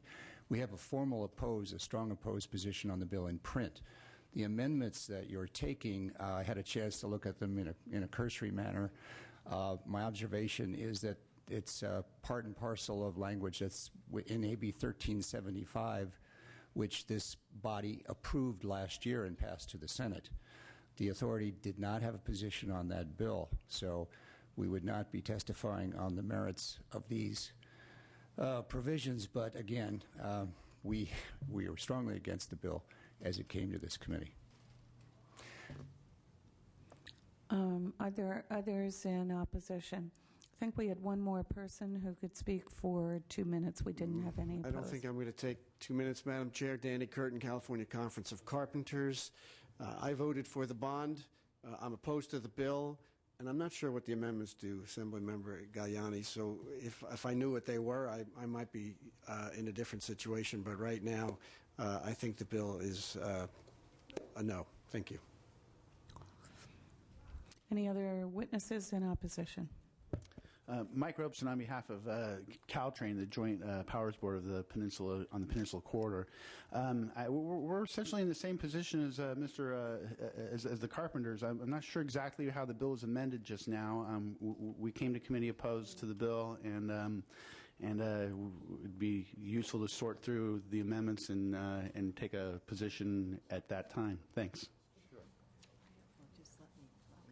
Gus Corey on behalf of the San Mateo County Transit District and San Mateo County Transportation Authority. I echo the comments made by Mr. Robeson. Tim Kremens, Operating Engineers, originally opposed to the Harkney bill. It's our understanding you were going to take the Galgiani amendments. We believe those are a work in progress, a vast improvement, and I think we have a commitment from both authors to work with us and hopefully for the next hearing, and we would be neutral if it's amended with the Galgiani amendments. Thank you. Next witness, please state your name and affiliation. Sarah Flox from the California Labor Federation. We were also opposed to the original bill. We have not also seen the amendments, and we look forward to working with the author and Assemblymember Galgiani. Thank you very much. Michael Quigley with the California Alliance for Jobs. Opposed to the original legislation, but also willing to work with Kathleen Galgiani in improving this. Thank you. Roxanne Miller, representing Mayor, City Council, City of San Jose. We were strongly opposed to the earlier version of this bill. We'll look forward to working on the amendments, and thank you for not moving the bill in its earlier form. Thank you. Linda Thompson, Association for California High-Speed Trains, echoing the comments of the immediate past speakers. We're totally opposed to the AB 2121 that came in today, working with the authors and the committee on these amendments. Thank you. Emily Resch, State Director with CalPERG, opposed to the original bill. Neutral now. Thank you. Move the bill, but do have some comments as well, Chairwoman. Thank you. Is there a second to that bill as amended? Mr. Blumenfield. Mr. Solorio. Yes, thank you, Chairwoman. I'm supportive of the bill as it's going to be amended. Just as long as we're in this frame of accountability, I'm supportive of the bill as it moves along. But if it's in the spirit of creating more hurdles for building this high-speed rail system, I would, down the road be opposed to any amendments that are in a different spirit than what is being offered today. I think, as we all know, California in broad numbers supported the high-speed rail bond with the intent that it be built. I think this legislature and governor as well has been very supportive, so I want to see how we can help move that project forward. That includes accountability measures so that there continues to be public trust, but we also need to be working aggressively to find other grants in California and outside of California to help build this very important piece of transportation. So with the amendments offered today, I am in support. Thank you. Mr. Blumenfield. Yes, thank you. Yeah, I came here. I was originally opposed to the bill, and I'm going to vote for it now, but want to state for the record I'm going to look at it carefully in the final form when it comes to the floor.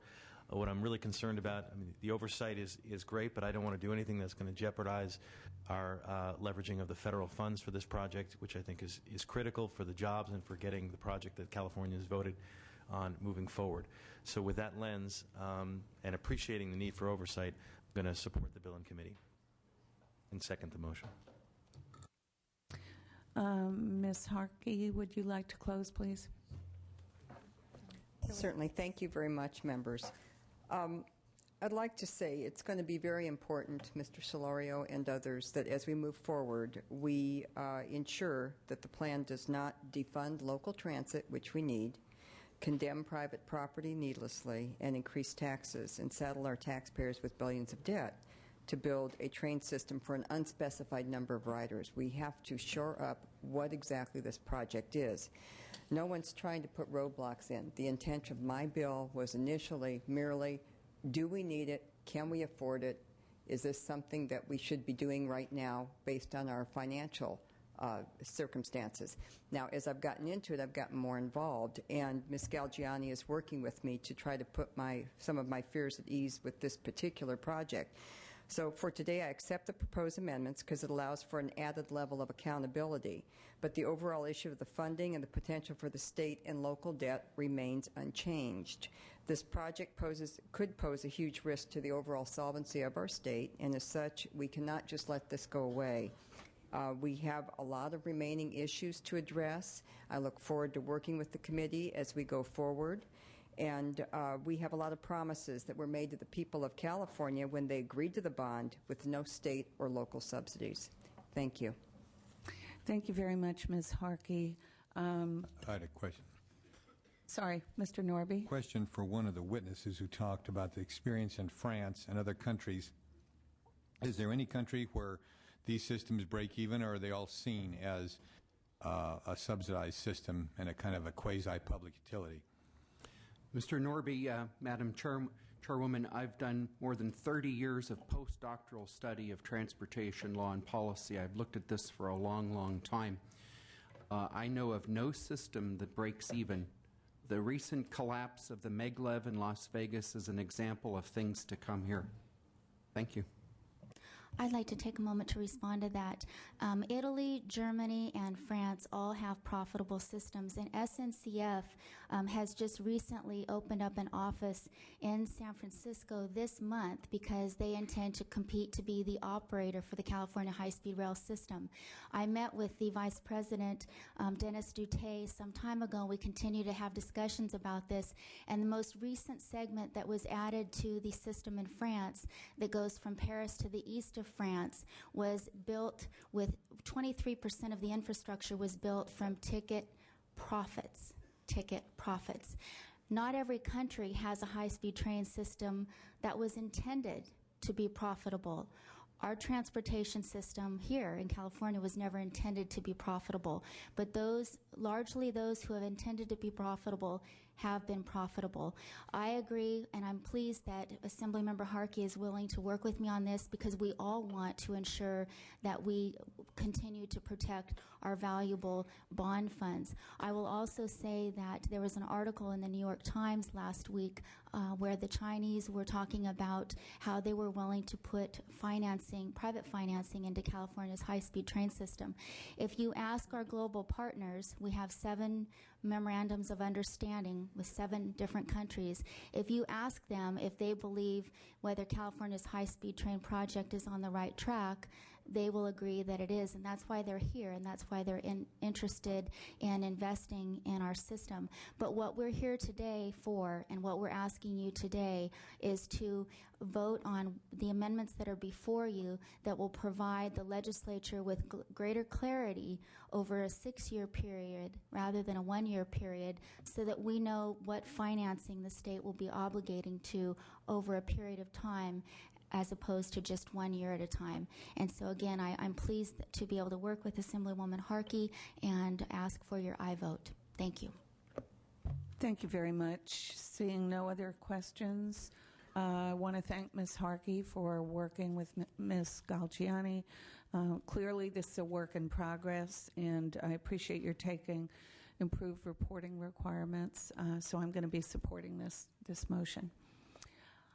Madam Secretary, please call the roll. The motions to pass as amended to appropriations. Lowenthal? Aye. Lowenthal, aye. Jeffries? Aye. Jeffries, aye. Berryhill? Aye. Berryhill, aye. Blumenfield? Aye. Blumenfield, aye. Buchanan? Ing? Furutani? Galgiani? Aye. Galgiani, aye. Hayashi? Miller? Miller, aye. Nilo? Norby. Norby, aye. Portantino. Solorio. 7-0 is on call. 7-0, Ms. Harkey. The bill is on call. Mr. Hill.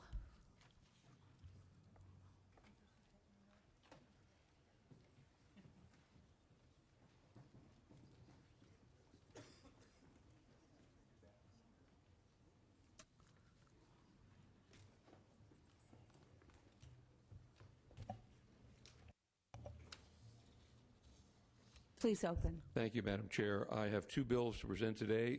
First is AB 2245, as amended, requires that aftermarket car horn systems shall not emit sound levels exceeding 110 decibels. This stems from an issue in my district involving train horns. Constituent complaints about train horn noise prompted me to request an investigation by the Federal Railroad Administration. They concluded that the train horn decibel levels were appropriate, but indicated that complaints may have been caused by aftermarket horns available to consumers for their vehicles. These aftermarket car horns can emit decibel levels of over 170 decibels and are marketed in a way that's clearly not for the benefit of public health or safety.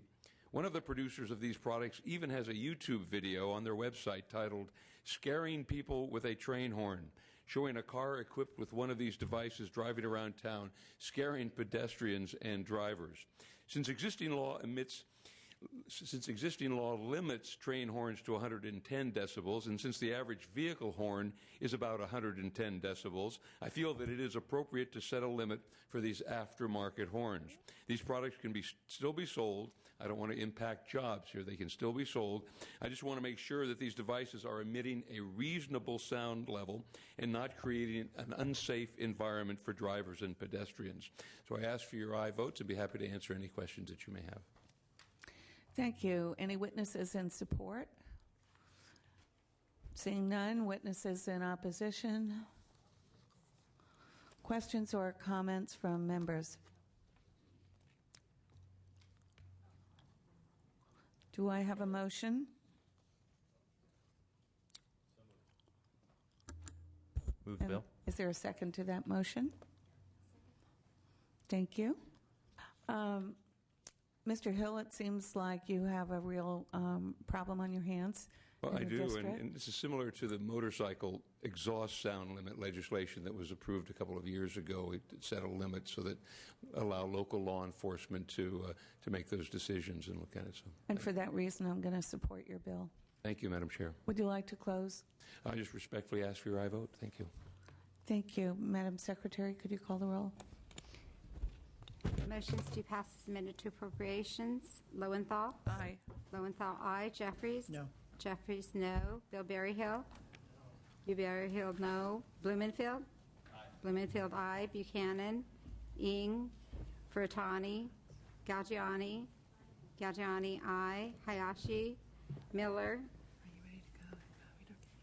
Yeah, sure. Nilo? Norby? Portantino? Solorio? 3-2. It's on call. The bill has 3 votes, 3 aye, 2 no. Your bill is on call. Thank you, Madam Chair. Now we'll move to AB 2667. Like this, AB 2667 seeks to improve current law by informing parents about existing safety seat inspection resources that they can utilize free of charge for their child's passenger restraint systems. I've hosted 2 safety seat inspection check events in my district over the last 6 months, and I was amazed at how many parents didn't know that they were installing their seats improperly. Over 90% of parents and caregivers believe their child's seats are installed correctly. But the National Highway Traffic Safety Administration research shows that 7 out of 10 children are improperly restrained, putting them at risk for serious injury or death in a crash. Motor vehicle crashes are the leading cause of death of children 3 to 14 years of age. Many of these deaths could be prevented through the proper use of child safety seats. Child safety seats can reduce fatal injury by 71% for infants and by 54% for toddlers. Current law requires hospitals to notify parents about existing state law regarding safety seats. This bill simply expands the notification to include the information about where parents can go for those free inspections that are necessary for them to be able to learn how to accurately and appropriately and properly install those child safety seats. So this bill is designed, and we've been very fortunate to work with the California Hospital Association, trying to craft something that should work for them as well. So I ask for your aye votes. Thank you. Witnesses in support. Yes, Madam Chair and members of the committee, Paula Labrie with AAA of Northern California. We are in support. It's great to let the parents know what the law is, but it's even more valuable to let them know where they can go and get information regarding how to properly install the seats. Support. Thank you. Thank you. Any other witnesses in support? Witnesses in opposition? Comments from members? I guess I just want to, Mr. Jeffries. if I may, just point out our concern that's leading to some opposition on our part, and maybe you can clear this up, but there's a concern that the hospitals are going to be exposed to some liability if for some reason a mother or parents were discharged with a newborn and failed, and something happened, that the hospital would then be liable for actions potentially they had nothing to do with in a traffic collision on the way home or something. So can you address the liability exposure that hospitals may or may not incur here? The Hospital Association has, we've worked with them, and they're comfortable with this bill, and they're already doing that. Most hospitals already provide a website and the information where they can obtain proper or a person and a parent can obtain proper instruction on how to accurately install a safety seat. And that's really all this bill is doing, is providing that information. The concern is that clinics and some birthing centers aren't quite as perhaps up to speed and don't have the appropriate background and knowledge to accurately put the information and provide it to parents when they take their child home. So this is just going to codify that and make it clear that the information, the websites, the Highway Patrol phone numbers are available. It's just giving more information. It's not increasing liability to anyone. If I may, if the state of California is assigning responsibility to a clinic or a birthing center or a hospital to perform a particular service to a family, and they fail to do that, I mean, doesn't it go without saying then that they're going to suffer the consequences of if something goes wrong? And current law already requires them to provide that information and to discuss the information on current laws that are available that are requiring child passenger restraint systems. So they're already under that obligation and responsibility. This just adds that one piece of where a parent can go to learn how to place that seat appropriately. So my kids are a little older, so I haven't had to work with this lately. So there are facilities in communities where a parent can take their car seat and go learn how to put it in a car? There are places you can go to the Highway Patrol, you can go to office, and they'll be happy to show you how to do it. They have trained experts in doing this, and there are other locations and websites available that will direct you to the appropriate local location that will spend the time necessary to show you how to do it and then inspect it afterwards. I was amazed at how many people do not have an appropriately secured child safety seat in their car. So and these are available, just most people don't know that they are available. Yeah, and I do appreciate what you're attempting to do here. I've been on, in my career in the volunteer fire service, a number of traffic collisions, and as you drive past a traffic collision, you see the broken windshield. It's typically what we call a star, where the person's head has hit the window because they were not wearing a seatbelt or properly strapped in. So, I mean, I do appreciate this, but I'm a little concerned as to its practical applicability back in the community. If there is no facilities, or if there is no facility to actually perform the inspection and demonstration, and or if a facility fails to mention what kind of liability exposure they're going to have. I mean, there's just some common sense things that people are going to have to accept. If you're going to raise a child and you don't know how to put them in a seat, that probably leads to some other questions.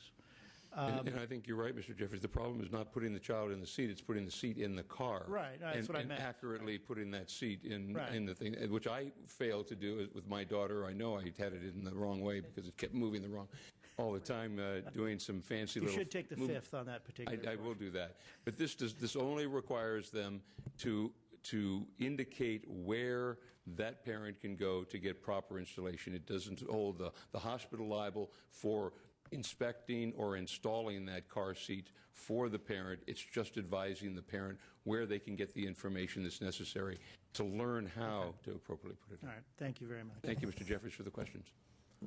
Mr. Miller. Madam Chair, Mr. Hill. Yes, Mr. Miller. So the bill is it a show and tell where they're instructing them how to actually, snap it into the car? No, it's not. Or is it handing them a pamphlet saying, here's what you need to do and where you need to go? Yeah, it's simply just they're providing information currently to the parents on regarding the requirement to have an approved child safety seat in the vehicle. This only will add in the information that they provide, the location where the parent can take that seat or take their vehicle after they've installed the seat to have it inspected to make sure that it's properly installed. It's just providing the access information, not providing any assistance in the installation of the car seat. And you have instances where there's, multiple languages, not just English, Spanish. There's all sorts of different dialects and languages out there. How would they handle that? Well, I think most hospitals are providing the information today in the language that's appropriate for the parent that leaves the hospital, and this would be included in that information packet that they provide in whatever language that they're currently using. Thank you. Thank you, Mr. Jeffrey. Thank you, Mr. Miller. I just wanted to add, Mr. Hill, that as a grandma, I couldn't figure out how to put the car seat in my car. So I happen to think it's a good addition, and it seems to be a work in progress. And if I could add one thing, if I could, Madam Chair. Please. In 2006 and 2007, Governor Schwarzenegger vetoed two bills dealing with child safety, stating that the way to protect children was through efforts focused on the education and enforcement of existing laws, not the addition of new ones. And I think this goes far to, it was a long way in the education part of that. I would agree with that, and I will recommend an aye vote. Would you like to close? This respectfully ask for your aye votes, members. Thank you. Oops, before you leave, Ms. Buchanan had a comment. I just have one quick question. Obviously, child safety and seatbelts and the being properly installing car seats and all those critically important. Did you say who was going to train the hospital staff in the installation of the car seats? Ms. Buchanan, the bill does not require the hospital to install. It only requires the hospital, in the information that they currently provide, to add where the parent can go, either through a website or identify the location locally that they can take the vehicle with the car seat installed or with the car seat uninstalled to get assistance and inspection to make sure that that seat is installed properly. Perfect. Thank you very much. Thank you. Thank you, Mr. Hill. Is there a motion? Move the bill. Madam Secretary, could you call the roll, please? Stu Pass to Appropriations. Lowenthal. Aye. Jeffries. Bill Berryhill. Berryhill, aye. Blumenfield. Blumenfield, aye. Buchanan. Buchanan, aye. Ing. Furutani. Galgiani. Galgiani, aye. Hayashi. Miller. Miller, aye. Nilo. Norby. Portantino. Solorio. 6-0. It's on call. Bill is 6-0. The bill is on call. Mr. Block.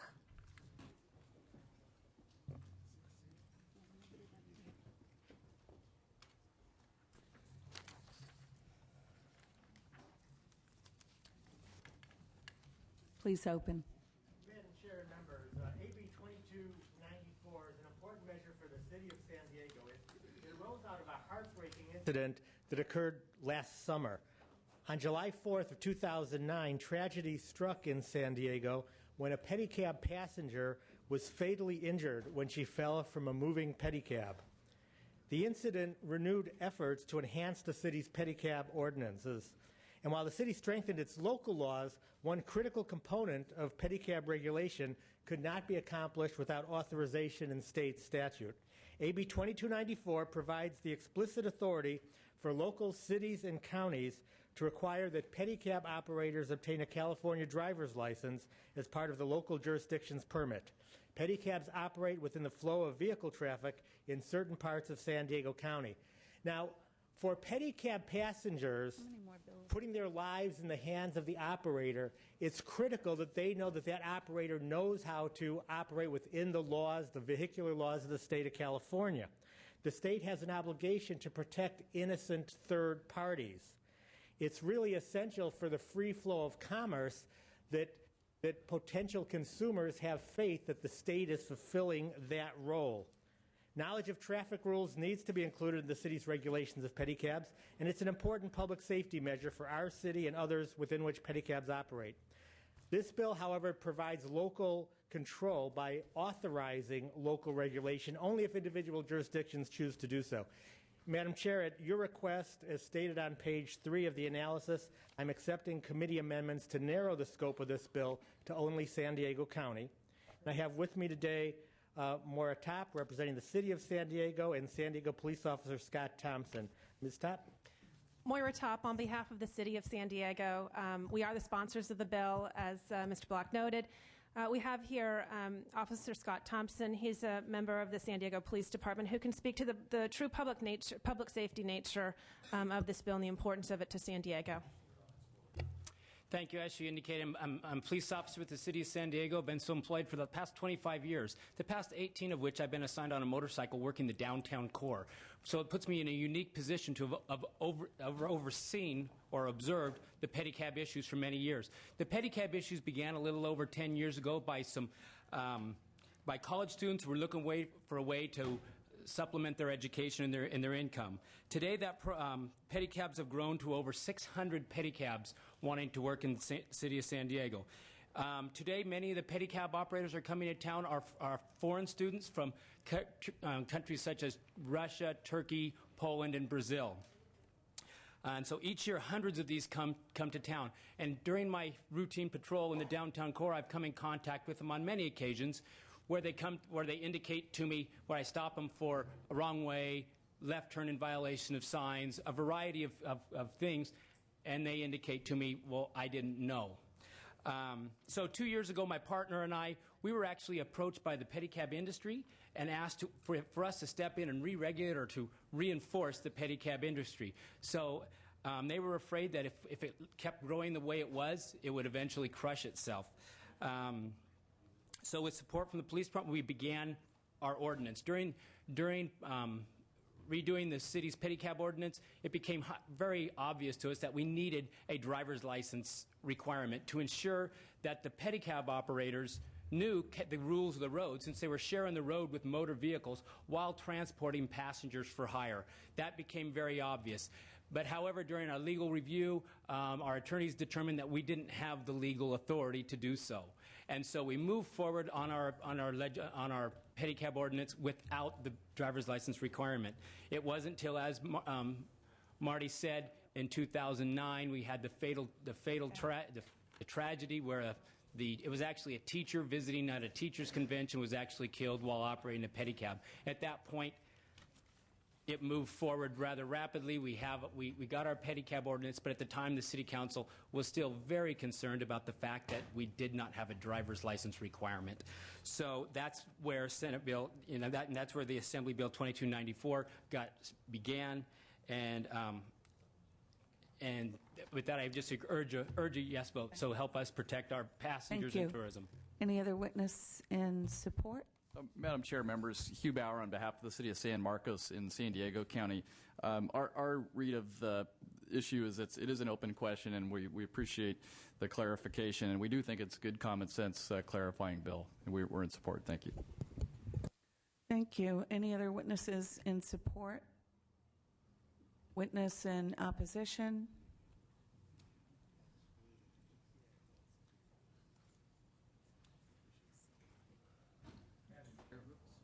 Madam Chair, members of the committee, James Lombard on behalf of CABO, California Association of Bicycle Organizations. The first problem that we have is that we're just afraid that this will expand out in the future to require all bicyclists to have driver's license. The issue of having a driver's license and operating a pedicab, we might as well require commercial vehicle driver's licenses, because the test has nothing to show that you know how to operate a pedicab. They're a very unique vehicle, and the accidents were negligence by the operators that did not know how to properly operate a pedicab.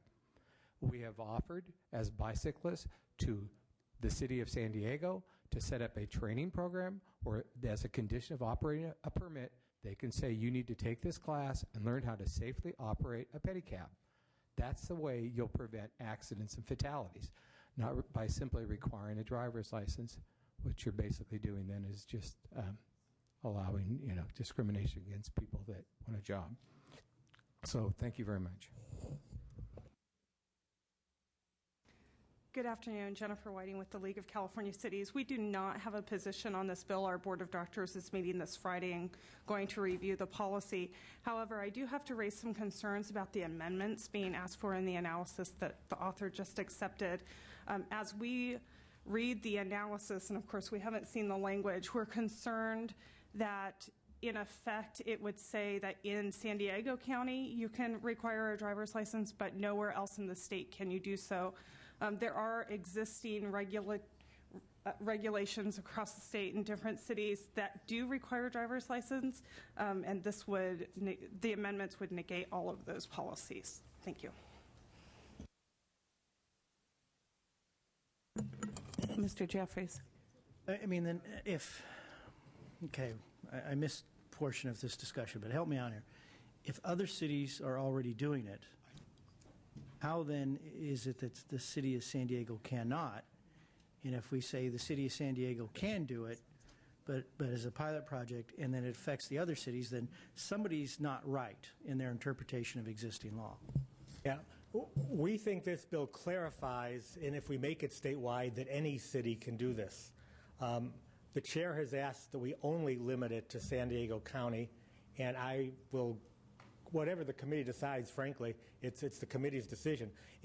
I think it's an important bill. With all due respect to the man from the bicycle group, the police officer made clear the public safety concerns. This isn't just somebody out for their bike ride on their own bike. These are people that transport innocent third parties, and it's critical that people know they can trust commerce, trust the flow of traffic, trust those that are giving them, from whom they're buying these rides. I mean, that's an important state function, to be able to let consumers trust that. Now, whether it's done in just the city or county of San Diego or statewide as we originally suggested, the author is happy to go either way at the committee's discretion. It should be. Well, let me ask the public safety, and I'm aware of the tragedy of a death in 2000, or when was? 2009. Are you unable to do any citations, law enforcement actions, because they're not required to have a driver's license? I mean, can you cite them for unsafe operations? I mean, what law enforcement authority do you have over them today that you don't otherwise, or would otherwise want? Yes, we were able to proceed with our pedicab ordinance, which allowed us to. We did add some more pedicab regulation to regulate their movements and things of that nature. However, we still don't have. We have all these students coming in that we have no idea, what the state laws are, and we're allowing them to transport passengers for hire. So at this point, we cannot require a driver's license. All we can merely do for a pedicab license, operator license, is a legal form of identification. Well, I mean, maybe I misunderstood. Didn't you say that there are other cities that do have this requirement? They are. There are other cities that have this requirement that haven't been tested. And just to clarify the League of California Cities position, we just don't have existing policy on this yet. So our board of directors has to take an official position before I can come up and presumably support. We do feel it's important always to allow local regulation in situations like this. Are you aware of any court case that has determined that a city cannot require a driver's license? I am not aware of a court case. Okay, thank you. Other, anyone, did I ask for opposition yet? I did. Okay, Ms. Buchanan. Yeah, I just have one question, because I agree with the intent, but my father never drove a car in his life. And obviously, if he wanted to, going back 30 years, forever, 40 years, he wanted to drive a pedicab under this, he would have to get a driver's license, even though he were never going to drive. And he'd have to pay for the driver training and find someone who could loan him a car to get a license, right? So the intent is to make sure that whoever's driving the pedicabs understand the rules of the road, because we know that bicyclists legally have to follow the same rules of the road as everyone else. Is there a reason that you want a license and not just someone to pass the written test demonstrating that they know the rules of the road? In essence, maybe this goes back a little bit to a previous question. Prior to our new ordinance, our old ordinance actually had a driver's license requirement in it. And what merely happened is these students, this did not prevent them from becoming a pedicab operator. What they did is they merely came to the Department of Motor Vehicles with their license from whatever country they came from. The DMV, after they successfully completed the written test, they then gave them a temporary driver's license. So in most cases, we saw a temporary driver's license, and a vast majority of them never completed the process by going and getting the actual driving portion completed, because their date for them being able to do that was 6 months out because of backlog at DMV. So in many situations, what it did, it just merely gave us the comfort in knowing that they have passed the written test, and they did in fact understand California law, and they were safe to mix with vehicle traffic on our roadways. I'm confused. Why isn't passing that written test and knowing that they understand the rules of the road sufficient? Why can't they pass that and get an ID card and have that qualify? That is the way it used to be prior to our legal review. Our legal review determined that we did not have the legal authority to require a driver's license to operate a bicycle in the state of California. So that's why at that point our city attorney said, oh, hold on, we don't have the legal authority to require this, even though we had been doing it for the past 4 or 5 years. At that point they said, let's push for our city council directed that we push for legislation to correct that flaw, and that's when Marty Block graciously stepped in and said, I will carry this bill. So would it be acceptable to allow, I was told it was Yorba Linda, what did you tell me? Portland requires that they pass the written test, and also then they have guidelines for pedicabs. I mean, would there be any flexibility for allowing someone to either have a valid driver's license or to be able to pass the written test and meet any other requirements you have to drive a pedicab? Well, yeah, and have a government issued ID so that we know they're.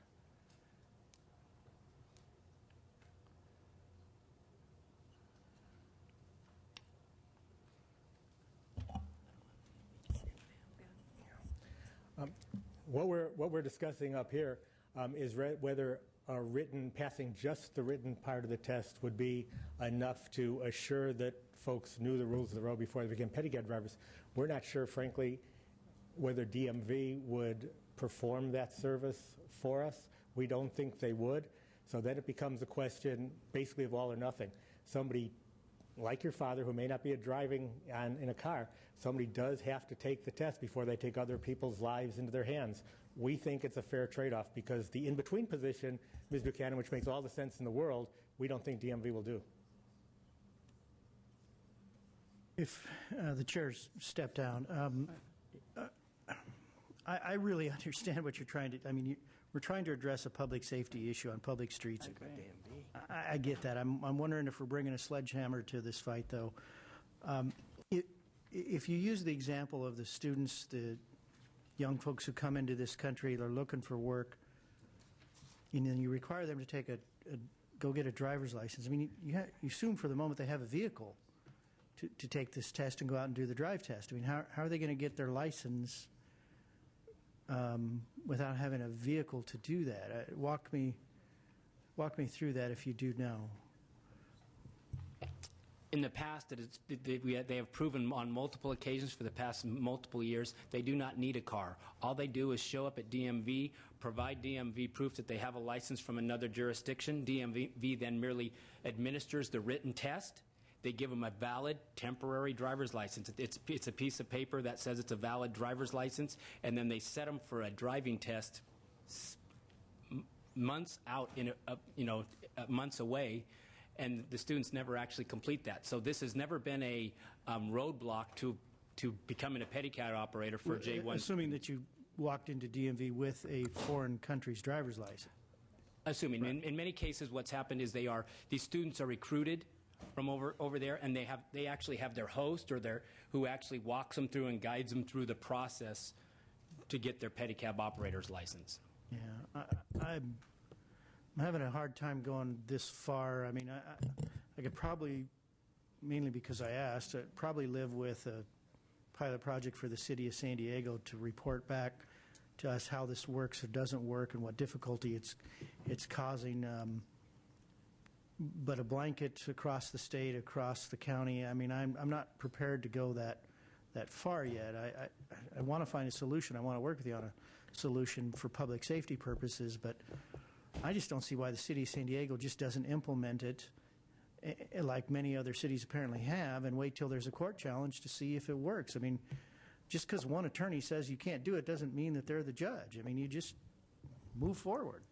Well, unfortunately, in San Diego, it's the city attorney who says that and is advising city tell them to employees. get a new city attorney. Madam Chair. Yeah. So we did have a motion. Was there a second to the for the bill as amended?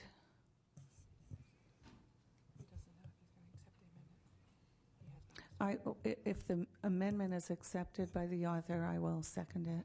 Yeah, the amendment is, whatever the will of the committee is, the amendment is accepted, yes. The amendment, as I understand it, would be limited to the county? That's correct, County of San Diego. Right, and are you accepting that? Yes. Okay, you are accepting that. So that's a second. That was the motion by Blumenfield, second by me. Were there other comments? I'm sorry, I stepped out for a moment. Mr. Miller? Yes, go ahead. I was just going to respond to Mr. Jeffrey's comment about the legal nature. We have asked Ledge Council the question. We have not gotten an easy answer back about whether or not the need for the bill exists. We have heard from bicycle activists that do agree with us that there is no legal standing for cities to do it. And that because we are a unique city with a unique number, at this point, a large number of pedicabs in operation, the ordinance, the series of ordinances that were passed last year were controversial because we do have so many in San Diego. And there was definite concern, perhaps more concern than other cities might have had, with less controversial ordinances passed regarding pedicabs. And so we took a very conservative approach with respect to the law, and I think we'd be happy to ask the legal question, and if we can get an answer that provides certainty from Legislative Council or the Attorney General that we don't need the bill. We're not in search of a bill just for a bill's sake. We do think there truly is legal ambiguity about the need for state authorization, and I think there are multiple people that corroborate that. And since this is a public safety issue, I would ask if this committee passed this out, that as we're waiting then to go to the Senate, we will seek those additional opinions. I don't see any other comments at this point. Would you like to close, Mr. Block? just ask for your aye vote. Thank you. I'm going to be voting in support because you did take the amendment and because I really appreciate the bind that you're in, having come from a city. I understand what it is to get advice on one side and then another. I, too, believe that this could be done with a business license. But as long as the attorney is saying no, then you need to work with that. And I want to give you the opportunity to move forward. So, yes, Ms. Galgiani. I, too, will be supporting it as amended. I probably wouldn't have supported the bill without the amendments because it was a little far-reaching for me. But given that San Diego wants this and we're limiting it to San Diego, I'm pleased to vote for it today. Madam Secretary, could you call the roll, please? This do pass as amended. Lowenthal? Aye. Lowenthal, aye. Jeffries? No. Jeffries, no. Bill Berryhill? Berryhill, aye. Blumenfield?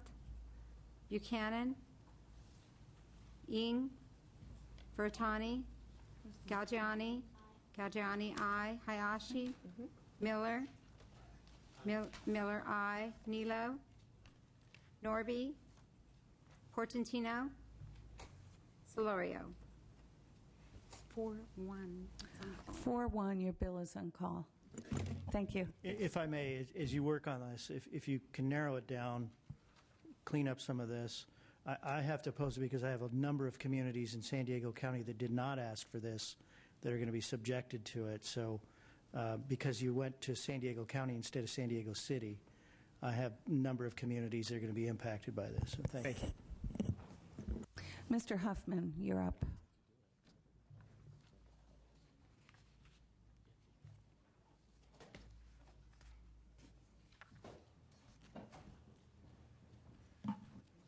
Good afternoon, Madam Chair. I know that you and your committee members are well aware that teenage drivers in California are dying and suffering serious injuries in accidents at a far greater rate than any other age group. And the data suggests that the overwhelming majority of these crashes are caused by inexperience or distraction. Crashes continue to be the leading cause of death, in fact, for people 15 to 20 years old. They account for 21% of our traffic fatalities in California, even though that age group constitutes just 6% of California's licensed drivers. Now, current law requires new teen drivers that are 16 or 17 years old to complete several requirements before they get an instructional permit. One is 30 hours of classroom driver education. We can verify that through the records of the classroom education. 6 hours of professional behind-the-wheel training. We can verify that, of course, through the driving schools and professionals that provide that. And then a third requirement that's very important, and that's the subject of this bill, 50 hours of supervised driving practice before they can apply for a driver's license. We currently have no way to verify that 50 hours of supervised driving practice, and yet the evidence suggests that that practice behind the wheel is critical to providing greater safety and reducing injuries and death from crashes from these young drivers. So this bill simply requires that new teen drivers record and maintain a driving log while they're holding an instructional permit, and to submit that log to the driving school upon completion of their professional training. Teens would be ineligible to receive their certificate of behind-the-wheel training without that. The bill would do one other thing. It would require that before beginning their instruction, they have to complete at least one behind-the-wheel professional training session. And with that, Madam Chair, I would ask respectfully for your aye vote. Thank you. Witnesses in support. Madam Chair and members, Gabe Robertson, representing the Driving School Association of California, in support of the bill. The practice log required by this legislation is just another tool that we can use to encourage parents to complete the 50 hours of practice driving required by current law. There's a very real need to inform and educate parents as to the requirements of the provisional licensing law, what is required of them as parents and of their teens. And we think the law will go a long way in helping the parents complete the practice driving, particularly under the guidance of a licensed instructor. And the other provision of the bill requiring the completion of the first behind-the-wheel driving lesson before the permit is valid is currently stated right on the learner's permit. But it's buried deep in the permit, and parents generally don't see it, and quite often, as a regular practice, start driving with their teen before any professional instruction occurs. And we think that's a very dangerous practice, that you're practicing prior to the professional instruction on which to base your practice. So we do encourage the passage of the bill and sit in strong support. Madam Chair and the members committee, my name is Henry Mortensen, owner of Bond Driving School, and I'm the guy that's out there teaching all these kids how to drive every day, and I work with the parents on a daily basis, and I think this is an extremely good tool to further educate the parents and make sure that they are committed to the training that their teens are needed to be successful drivers on the road. Thank you. Any witnesses in opposition? And here he comes. Not to confuse Mr. Hoffman. Oh, Tim Madden, representing the California chapter of the American College of Emergency Physicians in support. Any other witnesses in support? Witnesses in opposition? Any comments? We have a motion. Mr. Berryhill. Mr. Norby?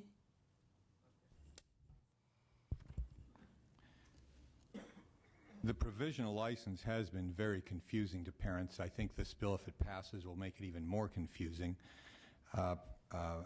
After the provisional license was passed, I was at a banquet for police officers, and I asked about 4 of them from 4 different departments in Orange County to tell me what it meant, and got 4 completely different answers. The last one being, hey, no harm, no foul. If the kid's not doing anything wrong, won't stop him anyway. The provisional licensing is confusing. I think this will make it more confusing. I'm not sure how this log will work, and I am interested in one of the comments made by one of the witnesses. Generally, parents teach their kids how to drive. I did that with my son. He did have to go to a traffic school and took classes from an instructor, which he said had really very little value, because by the time he did, I'd taught him how to drive anyway. My parents taught me how to drive, and I presume probably most of your parents taught you how to drive.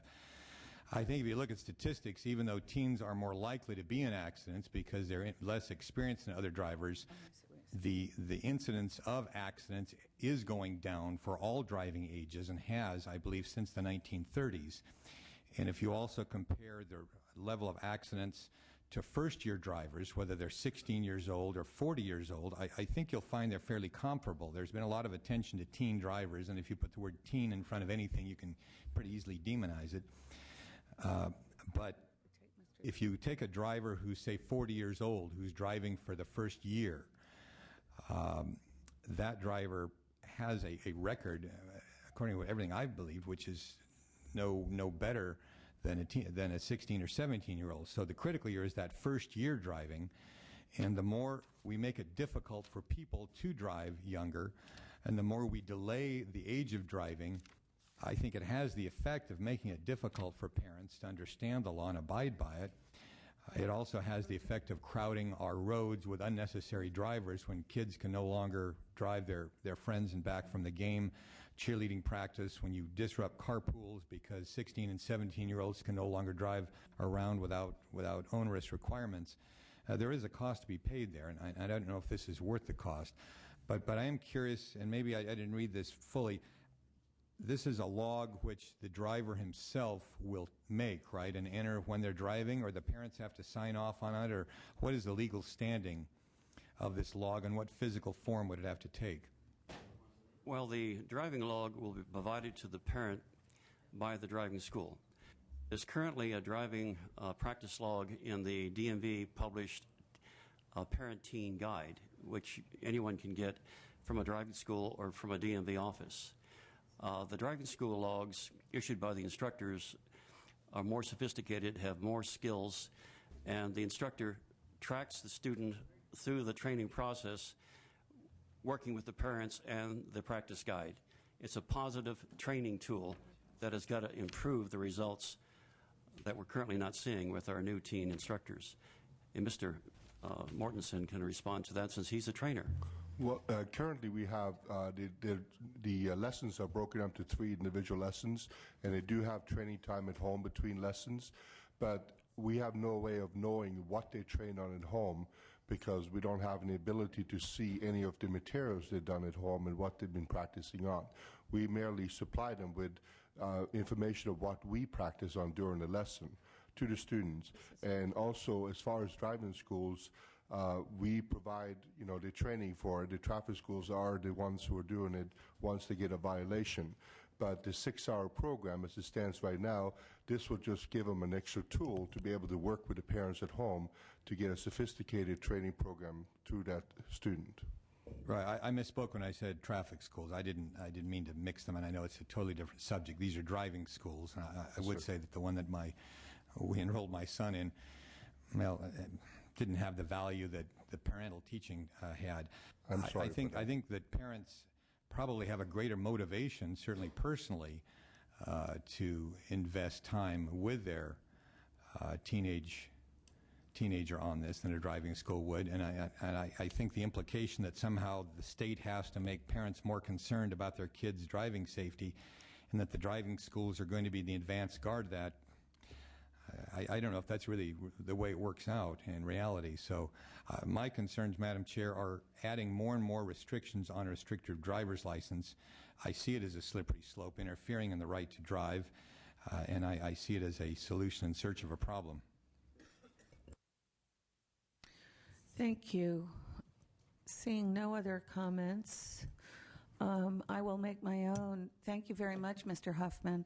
I look at the list of supporters, and they are police officers, firefighters, physicians, people who see the impact of poor driving and accidents every day on the road and have to deal with bodies and rescuing and so on. And that tells me how important it is to add safeguards to those driver's licenses as young people begin to drive.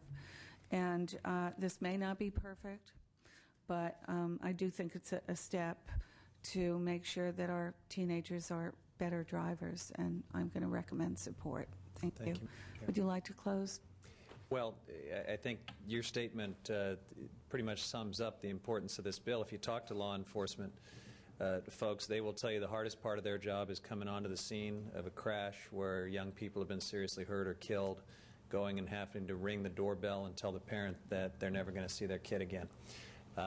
This bill is a modest step, but it's a step that the evidence strongly suggests will make a difference. Whether you measure it in terms of the amount of time driving or the amount of miles driving, it's a powerful story when you look at the data. That behind-the-wheel experience dramatically improves safety. After 6 to 12 months of driving practice, or after 500 to 15 miles of actual driving, supervised driving, there's up to a 65% decrease in at-fault crashes. So you can extrapolate from that that we are going to save some lives with this bill. And with that, I will just respectfully request your aye vote.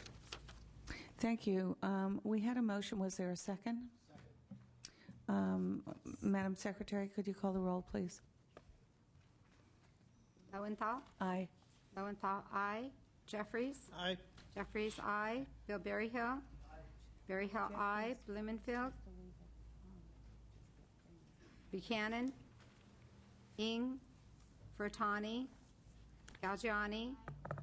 Galgiani, aye. Hayashi? Miller? Aye. Miller, aye. Nilo? Norby? No. Norby, no. Portantino? Solorio? 5-1. 5-1. The vote is 5-1. Mr. Huffman, it's on call. Thank you, Madam. Thank you.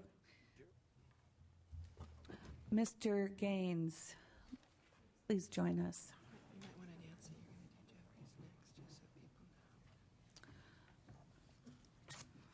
After Mr. Gaines, we're going to hear Mr. Jeffries because he may not be here at his appointed time. So, thank you, Mr. Gaines. Thank Please you, Madam present your Chair bill. and members.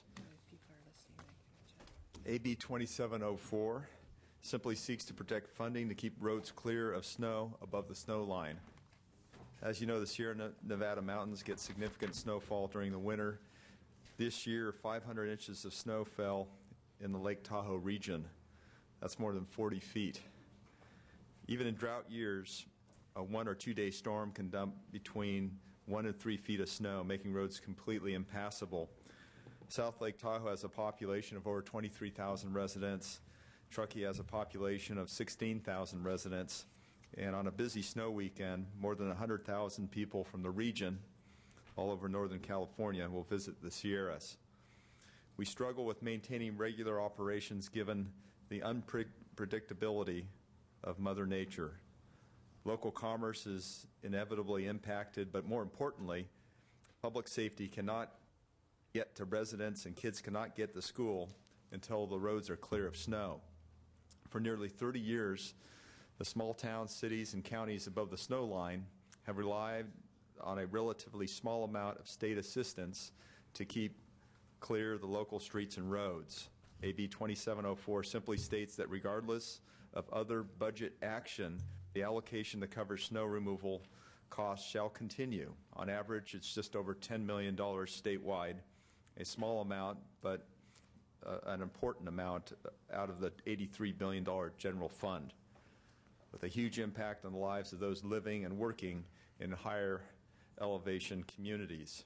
I have here today supporters from South Lake Tahoe, Truckee, and Nevada County, and would urge an aye vote. And if you'd like, I've got the mayor of Truckee here, Carolyn D., that would like to make a couple comments.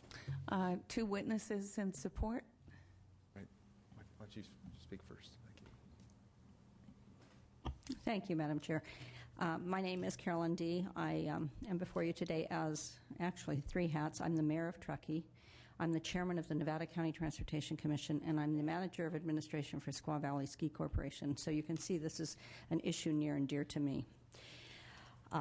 Tourism is the lifeblood of the Sierra communities. Squaw Valley itself contributes $2 to $2.5 million in taxes to Placer County and the state of California annually, both in, well, all 3 in property, income tax, and sales tax. Our tourism draws an impact for the entire North Lake region, and to cut off the artery to this tourism would be a death blow to jobs. We fill hotel beds, we fill restaurants, we fill retail. This is all things that bring tax revenue to the state of California. Taking away snow removal funding is a job killer for us. It would increase unemployment in the mountain communities and stymie the creation of new jobs for us. As you know, the state is proposing to take away part of the HUDA from the local governments. Today you have this bill before you which seeks to preserve the critical funding for snow removal services for the Sierra communities, which is approximately $3.7 million for towns and $7 million for counties. This funding is used for snow removal services, not for road repair. It's not a pothole issue. It's a public safety and economic vitality issue. The loss of availability to adequately clear our roads of snow and ice could severely impact the ability to respond to an emergency.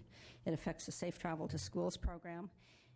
To put road use in the region in perspective, $1 million in commerce travels through the Truckee region every hour on Interstate 80. A good deal of that traffic uses our local roads and impacts our quality of life and the quality of our roads. I'm trying to stick to 2 minutes. Can you please finish? The HUDA account reimburses 50% of the cost of snow removal for the towns. That means 9% of the town's operating budget. 9% of our operating budget is for snow removal. This is a serious issue for us. Thank you very much. Next witness in support. I can go. Madam Chair and members, Doug Houston with the City of South Lake Tahoe. Say that Mr. Gaines very adequately and appropriately and capably summarized the content of the bill and the importance of the bill. These monies are vital to the commerce of the City of South Lake Tahoe, and more importantly, access to our schools and education. So we simply urge a support, please. Thank you very much. Are there other witnesses in support? Please give your name and affiliation. Madam Chair and members, Paul Smith with the Regional Council of Rural Counties, representing the boards of supervisors of 31 rural counties in strong support. And then Hugh Bauer, we do represent the town of Truckee and also the town of Mammoth Lakes, also in support. Great. Any other witnesses in support? Karen Lang on behalf of the Siskiyou County Board of Supervisors in support. Want to thank the author's office for working with the counties very much. Thank you. Gus Corey on behalf of the counties of Placer and Nevada echo the comments made by the author and the mayor. This is a very critical issue to the region, so we ask for your aye vote. Thank you. Thank you. Any witnesses in opposition? Seeing none, Mr. Norby. A question for the author. Will this have any practical effect on the budget?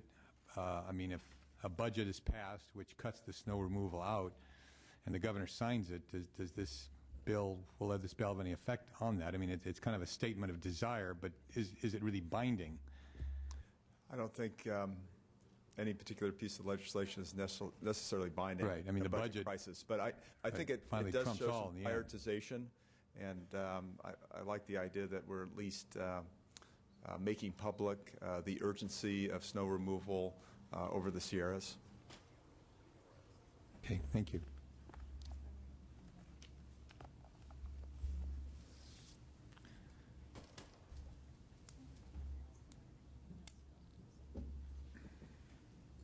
Any comments from members? I need a motion. We have a motion. I need a second. Okay. I was concerned about this bill, Mr. Gaines. I certainly appreciate the support you're getting from your area. It seems that with very scarce dollars, there is always going to be competition for funds. And to put it in one place rather than another would concern me. But it's my understanding that the state budget would supersede whatever it is we vote on today, as I understand it.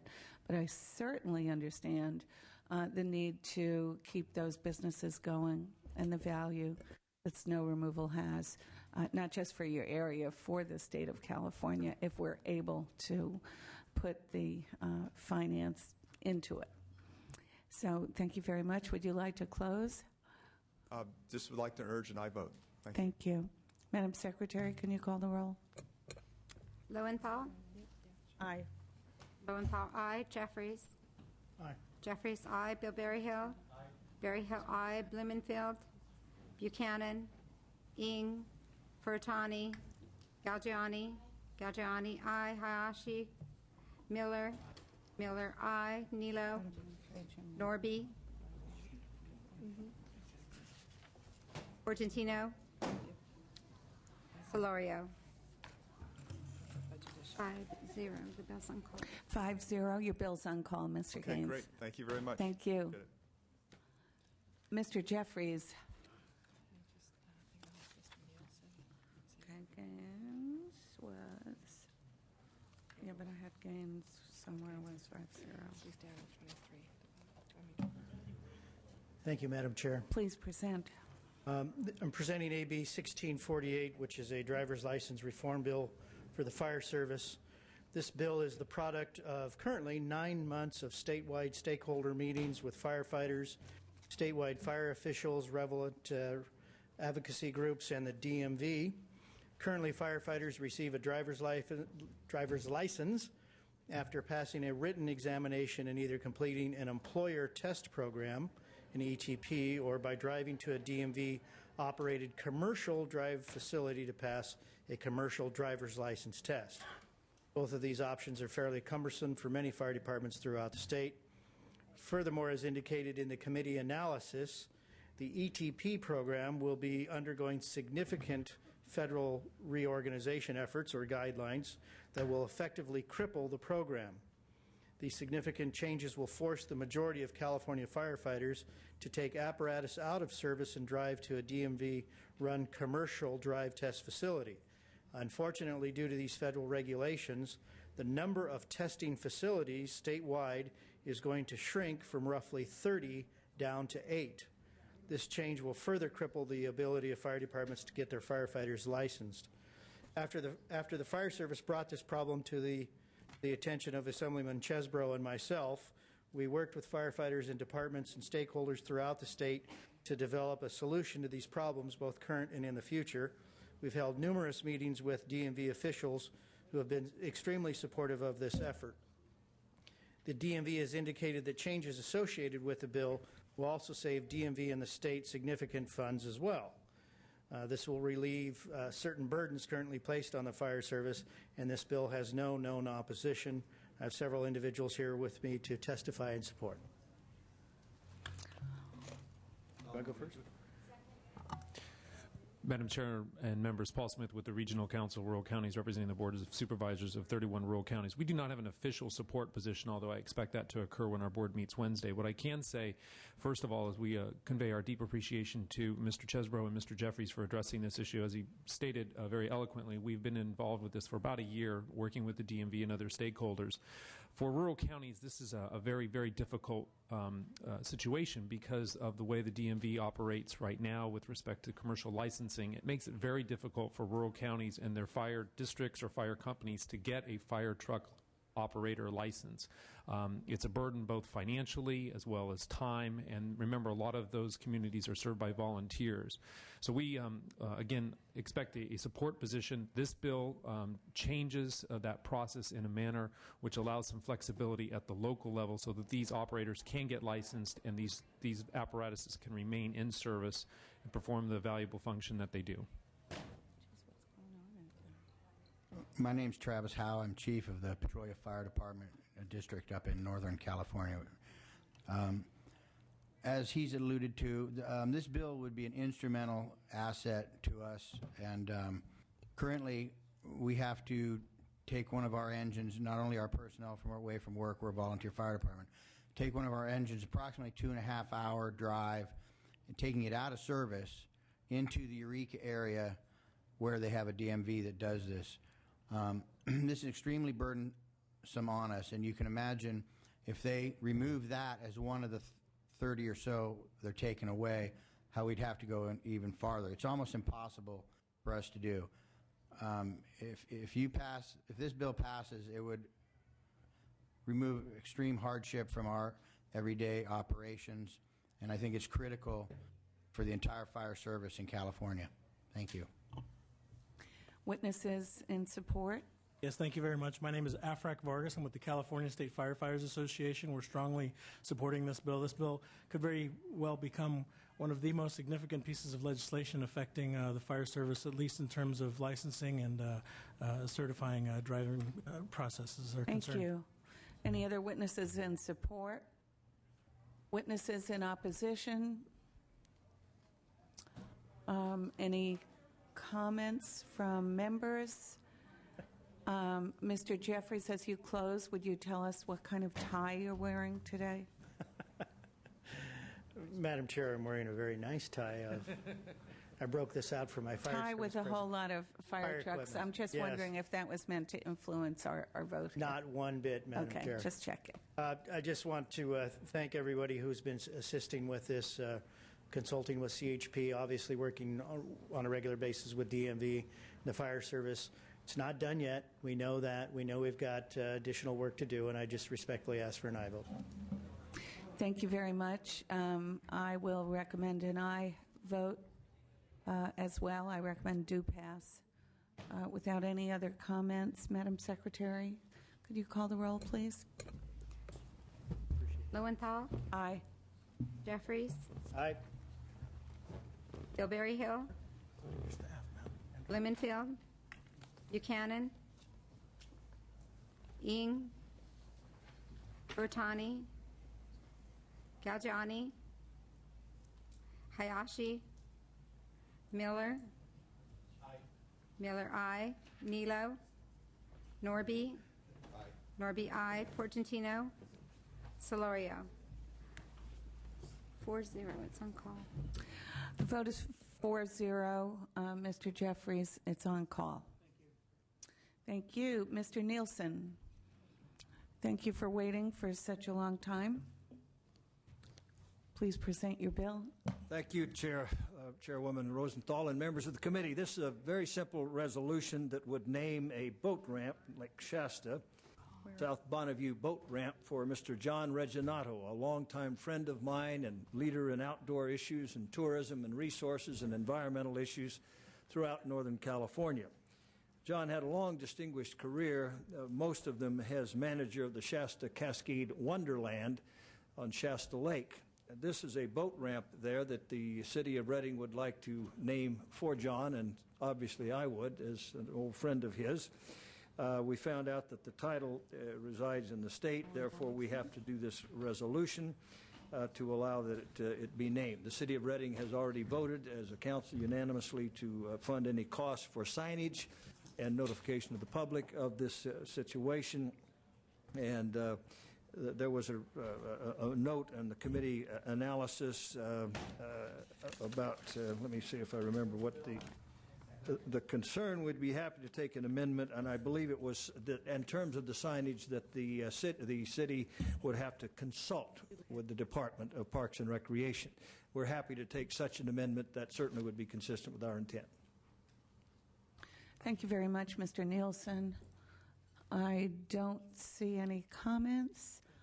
Would you like to close? We have no witnesses, and this was another one of my very good Democratic friends. John was a very prominent Democrat, but a wonderful leader, a great citizen of the community, a credit to the state. Thank you. We need a correction on the amendment that they consult Fish and Game, not Parks and Rec. Oh, okay. There's a correction that will have to be made on the amendment to consult Fish and Game, Department of Fish and Game. I'm sorry, did I say Parks and Rec? Excuse me, I meant Fish and Game. Thank you. Okay. I've got too many bills running through my head today. My apologies. Thank you very much. Without any other comments or witnesses, Madam Secretary, could you call the roll, please? The motions be adopted as amended to Assembly floor. Lowenthal? Aye. Lowenthal, aye. Jeffries? Aye. Jeffries, aye. Bill Berryhill? Berryhill, aye. Blumenfield? Buchanan? Ing? Furutani? Galgiani? Hayashi? Miller? Miller, aye. Nilo? Norby? Portantino? Solorio? Solorio, aye. 5-0, it's on call. The vote is 5-0. Your bill is on call. Thank you, Chairman Lowenthal and members. Thank you very much. Mr. Jeffries, I forgot to commend you earlier on your bipartisan bill. It's important to recognize all of those bills when they come forward, and thank you for doing that. We have, you want to lift the call, Ken? Did you? Oh, he's gone? Okay. Mr. Miller. This one remembers just for the purposes of adopting the urgency, so he shouldn't really present on it even except to say he's taking the urgency, and that's the vote. We're not going to hear the bill out. Thank you, Madam Chair and members. I'd like to present amendments to AB 2098, and this bill has been through a couple different changes. I'd like to thank all of our staff, especially Janet Dawson, for all of her help in getting us to where we are. I believe that these amendments will provide good faith in our negotiations that are going to continue in helping move this bill forward and ultimately solving and building a very large transportation project on the 91 freeway. As proposed, I'd urge the amendments for you to consider and add an urgency clause to the measure. I'd also like to thank Vice Chair Jeffries for his assistance in the process. Thank you, Mr. Miller. So we're voting on the urgency clause today. Correct. And I don't see any witnesses. We're not doing that today, I've been told. So We have a motion and a second. Don't see any other comments. Would you like to close? I respectfully ask an aye vote. Thank you very much. Madam Secretary, would you call the roll on that? Lowenthal? Aye. Lowenthal, aye. Jeffries? Aye. Jeffries, aye. Bill Berryhill? Aye. Berryhill, aye. Blumenfield? Buchanan? Ing? Bertani? Galgiani? Hayashi? Miller? Aye. Miller, aye. Nilo? Norby? Portantino? Solorio? Aye. Solorio, aye. 5-0. It's on call. 5-0, it's on call. Thank you. And that bill, if it goes forward, would be held in committee, Correct. as you know. Correct. And you have another bill to Yes, present. I do. See if my witnesses are here.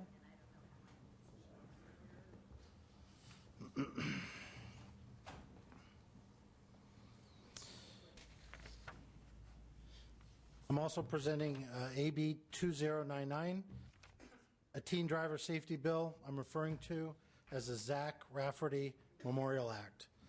Every year, 6,000 teens die in car crashes.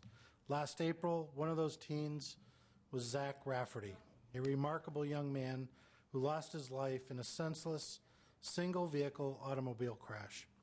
He was the only passenger in a car driven by another teen who was driving too fast, lost control, and crashed. There were no drugs and no alcohol involved, just the lethal combination of inexperience and excessive speed. In addition to the nearly 6,000 teenage lives that we lose each year, another 300,000 teenagers sustain life-altering injuries in similar speed-related automobile accidents. While licensing requirements for new drivers have increased at the Department of Motor Vehicles over the past decade, our public high schools have been forced to drop many of the previously mandatory driver education classes because of budget shortfalls. As a result, the California Driver's Handbook has become the primary source of information for new drivers prior to receiving their license. AB 2099 thoughtfully seeks to memorialize Zach Rafferty and help to prevent similar deaths from occurring by increasing teen driver awareness and education regarding the dangers of excessive speed on the roadway.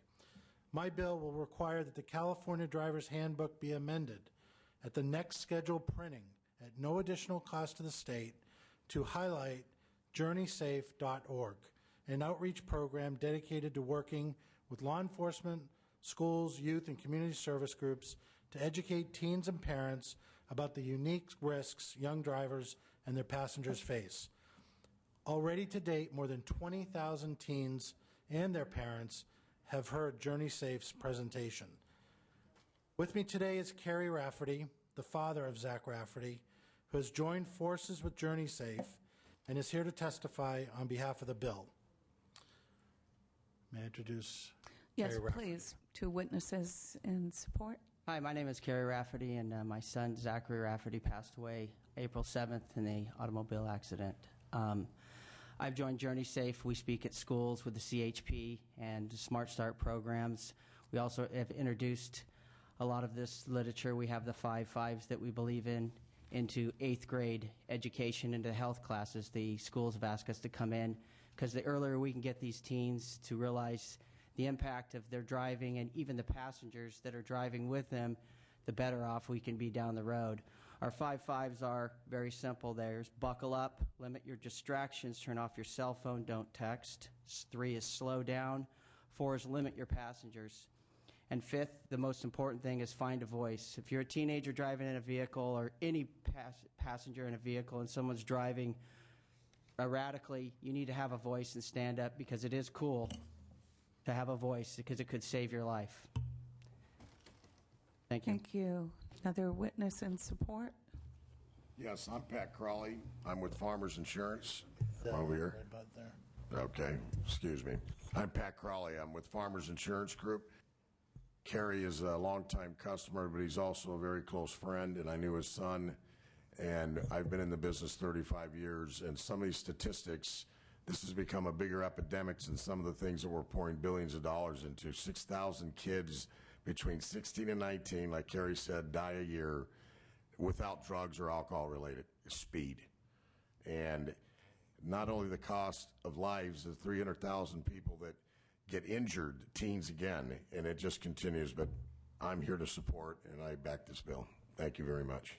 Thank you. Others in support? Madam Chair, members of the committee, James Lombardo on behalf of the Beta California Motorcycle Riders and the California Motorcycle Dealers Association. There's a facet here that ties into motorcycle safety and the drivers getting educated, like the NELO bill that we passed out last week. Thank you. Thank you. Any witnesses in opposition? Comments from members? I'm wondering if I could ask the DMV to come up, if they are indeed here. Yeah, could you please join us? I had a question for you.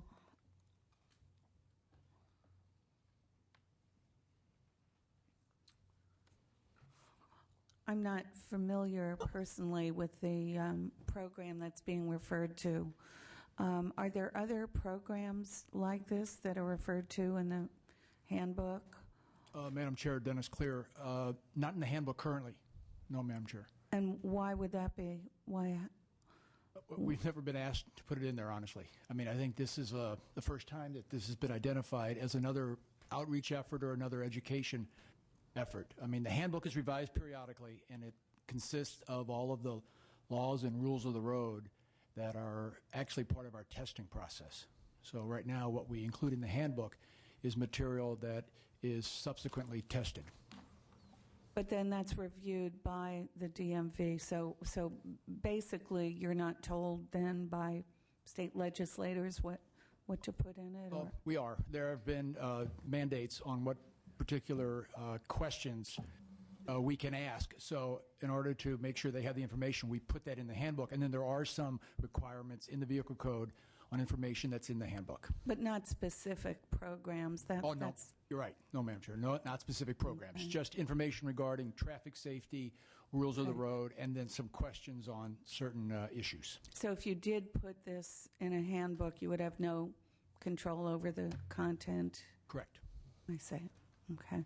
That's what I was getting at. I'm really concerned. I appreciate the intent. The intent is very important for all the reasons we understand, for all of our children. But I'm concerned that by putting in precise contents into statute, that we'd run into problems down the road, and there'd be this would be the first of so many that we couldn't control. And once you put it in the handbook, it's not in the control of the DMV.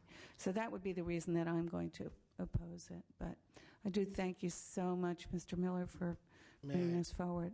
Please. I think it's important to note that we are only referencing the Journey Safe website, that would be referring them off to a program that has been seen by close to 30,000 children up and down the state. It has widespread corporate support of companies like Allstate, Pepsi, National Organization for Youth Safety, Angels Basebound Foundation, JetBlue, University of Phoenix. Mr. Rafferty has personally been involved in teaching the classes in the schools, and if, with your permission, I'd like him to just share his thoughts on that. Yeah, I will. Before I call him Mr. Berryhill, I would have no objection if the DMV itself chose to use those contents and refer new drivers to a website, but not to a private website. So that is my objection. Mr. Berryhill? No.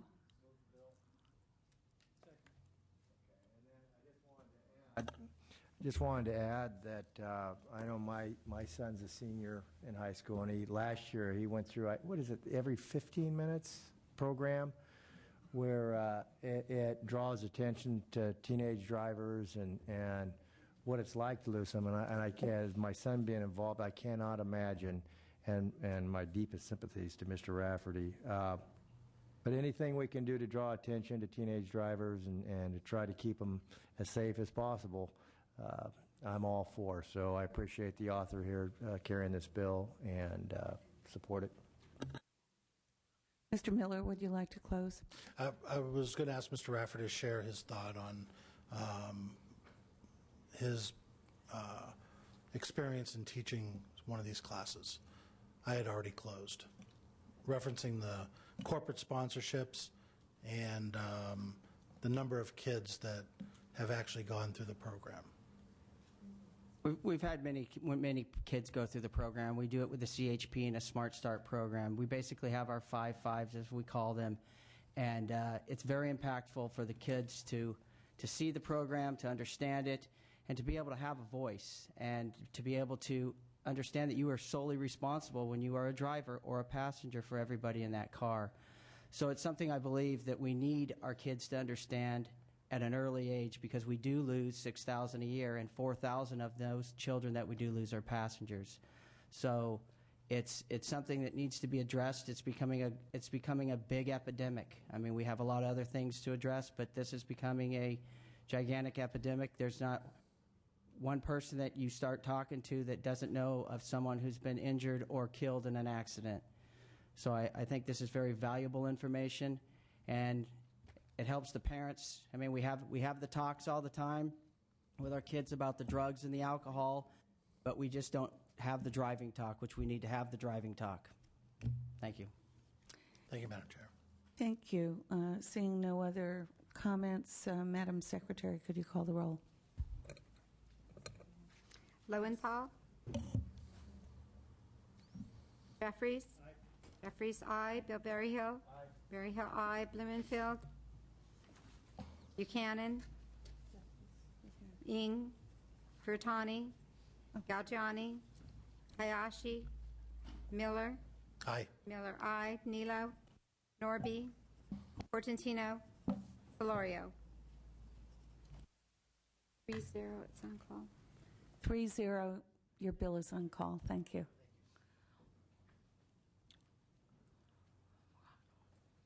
Mr. Berryhill.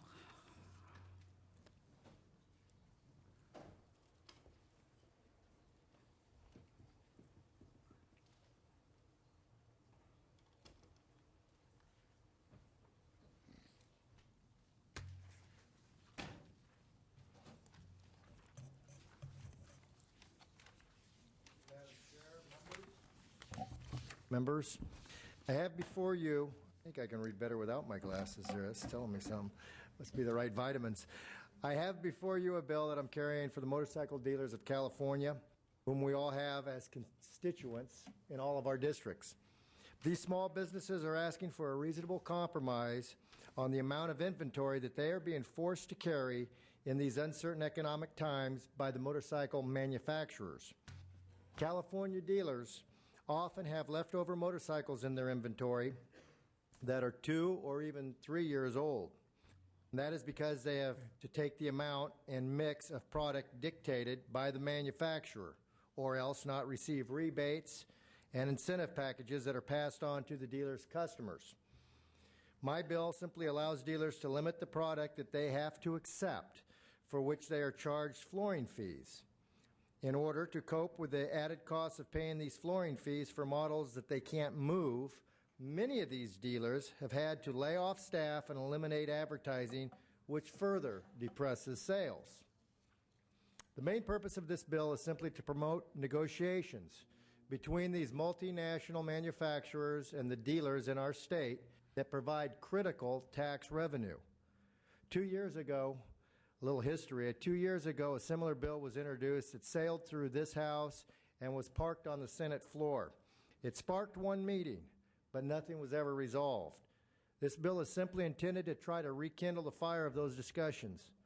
And to that end, we have already received a letter from the manufacturers indicating a willingness to again meet with our dealers. So we need to keep this bill moving, and to keep that dialogue going. We owe that to our dealers across the state. Some of the manufacturers already comply with the provisions of this bill and have asked for an exemption. And I would just ask that we wait to take any amendments until they get a chance to meet with the dealers and we are able to secure a commitment. But I, as well as my sponsors, are committed to working with them to resolve these concerns.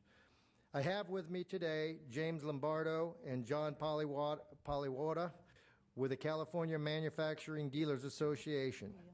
If I have here to discuss the bill and help me answer any questions, and I humbly ask for an aye vote. Thank you. Move the bill. We're getting a little short up there, aren't we? Is there a second? Second. I will second that for you. Thanks. In support, please. Madam Chair, members of the committee, James Lombardo on behalf of the California Motorcycle Dealers Association. I think Assemblyman Berryhill pointed out very factually, we got the bill to the Senate floor. They asked for negotiations, and we parked it on the inactive file, and then we had one meeting, and they dropped it. And we have heard now from the manufacturer that they would like to meet, so if we can move the bill along, I appreciate it. Thank you. Good afternoon, Madam Chair and members of the committee. I'm John Poliwota, the Executive Director of the California Motorcycle Dealers Association, the trade association for motorcycle and motorsport dealers here in California. AB 2597 is a common sense bill that is especially important to help restart what used to be a $5 billion important California industry. This industry, not unlike the automobile industry, has really been devastated, and we expect that the reforms in this bill will not fix that problem because it's a much deeper problem, but it will start to address some of the issues that basically have contributed to it. And that is, it will remove the pressure to have dealers accept units that are not suitable for their marketplace and in excessive quantities that manufacturers require for the dealers to be able to offer factory rebates and incentives to their customers. Often a consumer will go down to their motorcycle dealer and expect to get a factory rebate or incentive they have seen in national advertising or local advertising. They then find that rebate is not available to them because the dealer was unable to accept the mix and number of units that the manufacturer conditioned that rebate on. They then have to go, in many cases, quite distant to get that rebate, assuming that they buy the unit for the same price. Anyway, the other issue is in having to continue to take this much inventory, oftentimes of the wrong mix and the wrong amount for their marketplace, they have to make the dealer has to make the choice of whether to lay off or to be able to afford to rehire new employees because they have to pay for the flooring on units that they didn't want. Anyway, it's very important. We ask for your aye vote. This will stimulate, we think, job growth too. Thank you very much. Thank you. Witnesses in opposition.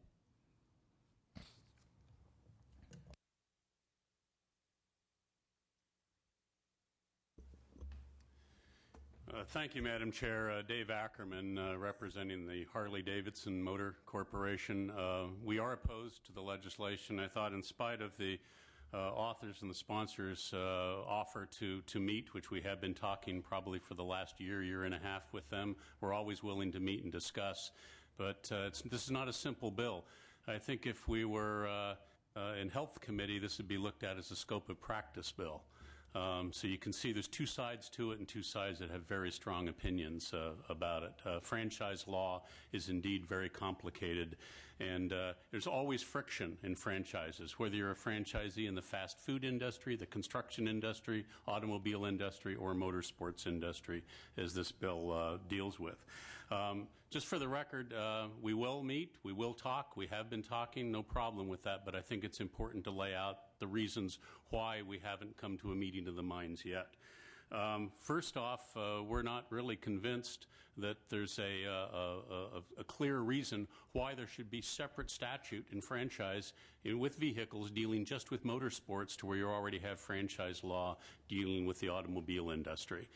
There's plenty of protections. You go to the new Motor Vehicle Board to resolve disputes between dealers and franchise operators, and we think that law is satisfactory to handle disputes and issues within the industry. Also, we feel consumers will be disadvantaged in this. As you heard, rebates, incentives, things like that with the manufacturers, those will be prohibited under this bill. Very frankly, the only way we sell motorcycles for Harley-Davidson is to have a healthy dealer. I mean, we can't sell motorcycles directly as a manufacturer. That's not provided by state law. We have to go through a dealer to sell them. If our dealers are not financially healthy, financially strong, we cannot sell motorcycles, nor can they market to the public.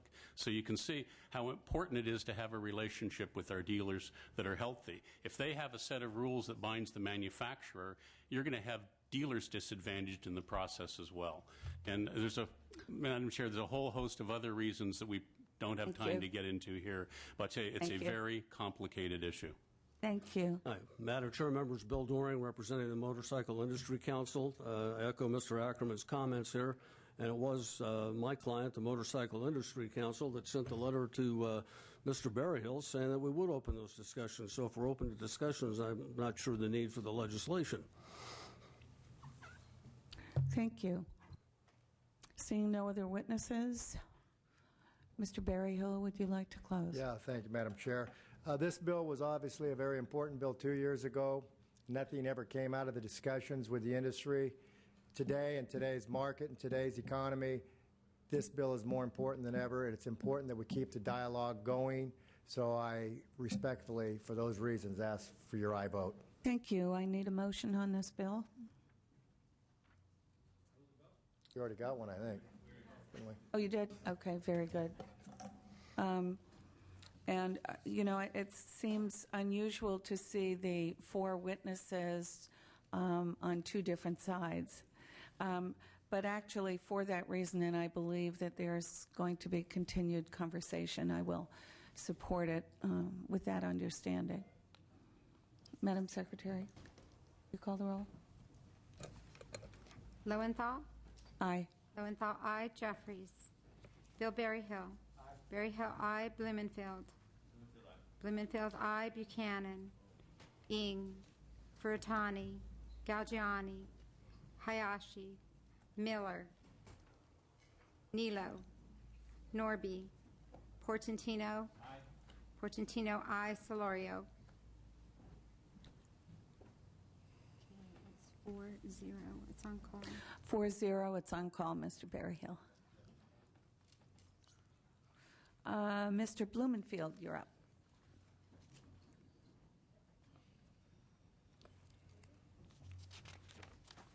What number is that? 20.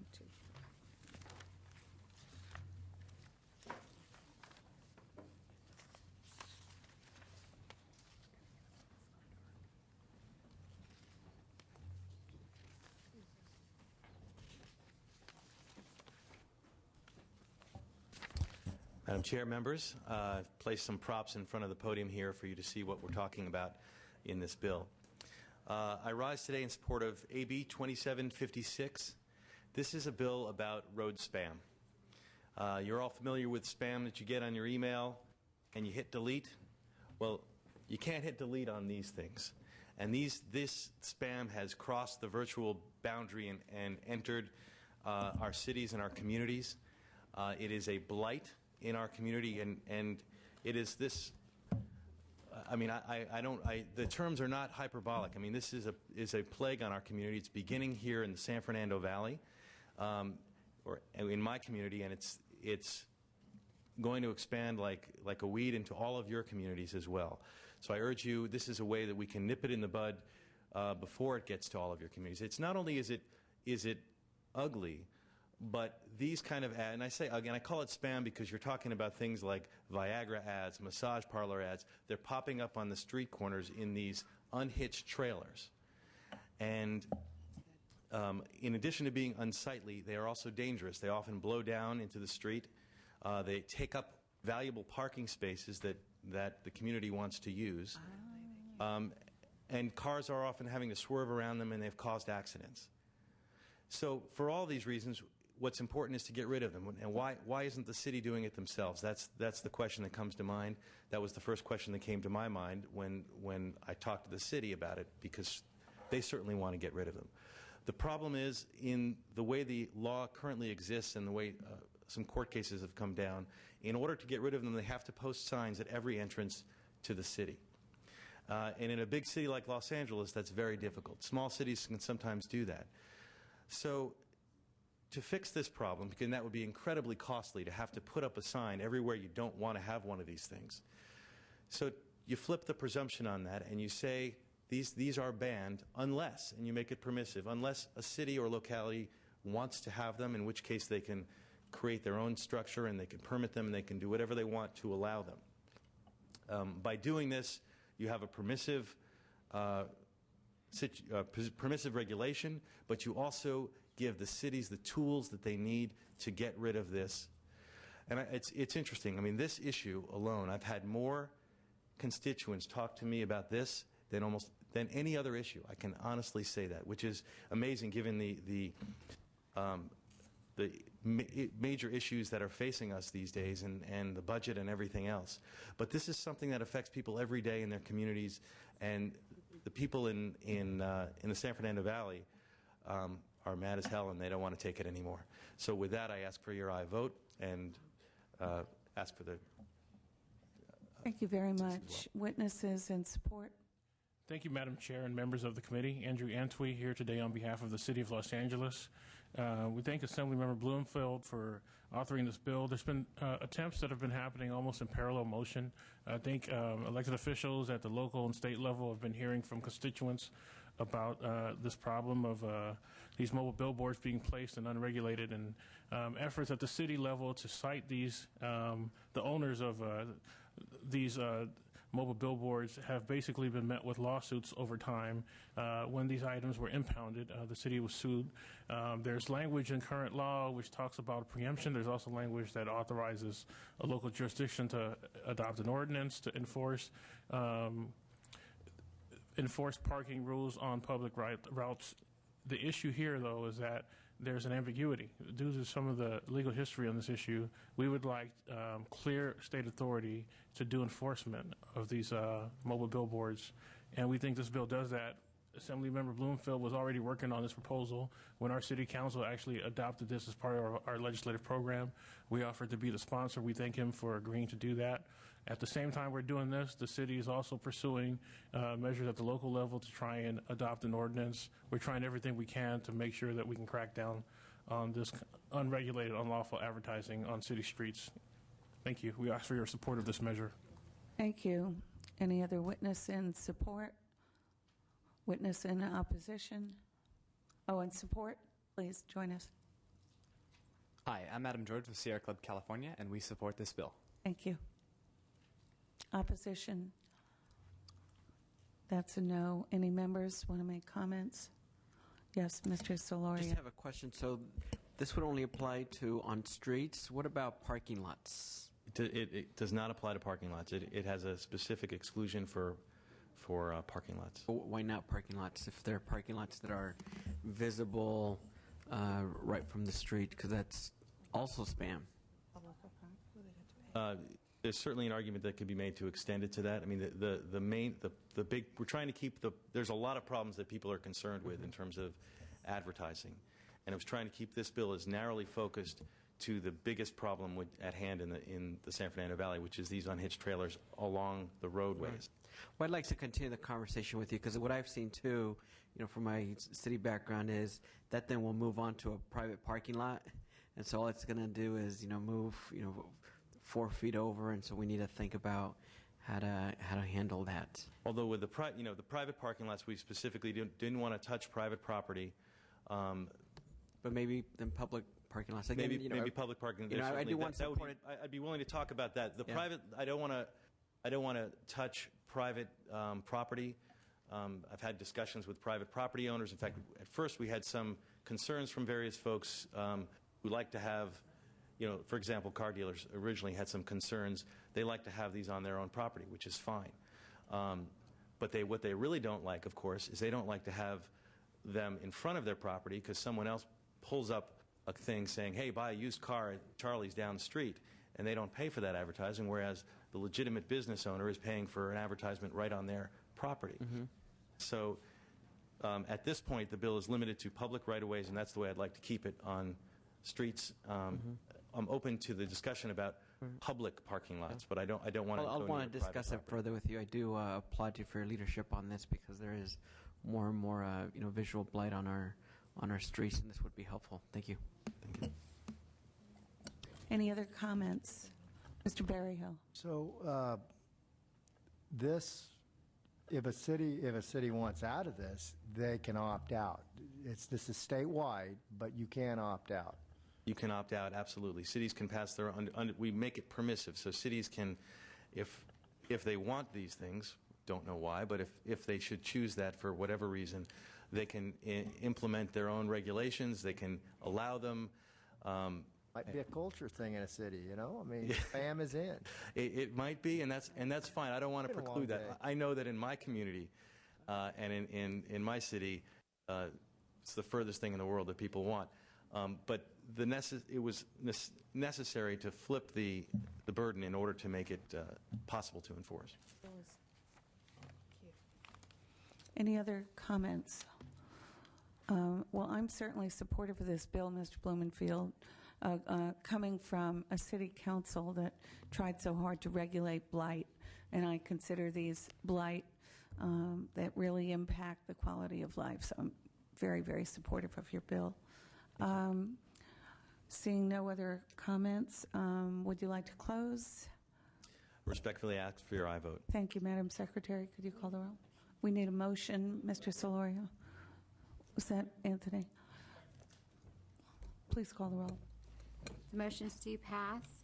Lowenthal. Aye. Lowenthal, aye. Jeffries. Bill Berryhill. Blumenfield. Aye. Blumenfield, aye. Buchanan. Ing. Furutani. Gaggiani. Gaggiani, aye. Hayashi. Miller. Nilo. Norby. Portantino. I'm voting no on this. I was watching the hearing from my office. I am concerned about further restrictions on public expression and don't think a state law is necessary, so I'll be voting no. Norby, no. Portantino? Aye. Portantino, aye. Solorio? Aye. Solorio, aye. 5-1, the bill's on call. 5-1, Mr. Blumenfield, your bill's on call. Just to comment to the one, in case people are listening, this only restricts commercial speech. It does not, as legal cases have allowed, it does not have any impact on political or other speech or other kinds of signs. Thank you very much. Mr. Perez, Mr. Speaker, you do have a bill here. It's a very controversial bill. I do have some questions. I was planning on presenting it, but since you're here, you're far more persuasive. Hopefully at least with Mr. Solorio. We'll see. Thank you. Good afternoon, Madam Chair, members. I'm presenting AB 2471, which prohibits a person from manufacturing or selling an identification document that purports to confer the same privileges as a California driver's license and a California identification card issued by the Department of Motor Vehicles. This bill is in response to an incident involving business in my district that have been selling official-looking identification cards to my constituents. These businesses claim that these IDs are real and have the same rights and privileges as government-issued driver's licenses and identification cards. Thank you. We've heard similar legislation in the past that moved through, and I would appreciate an aye vote and would be happy to answer any questions.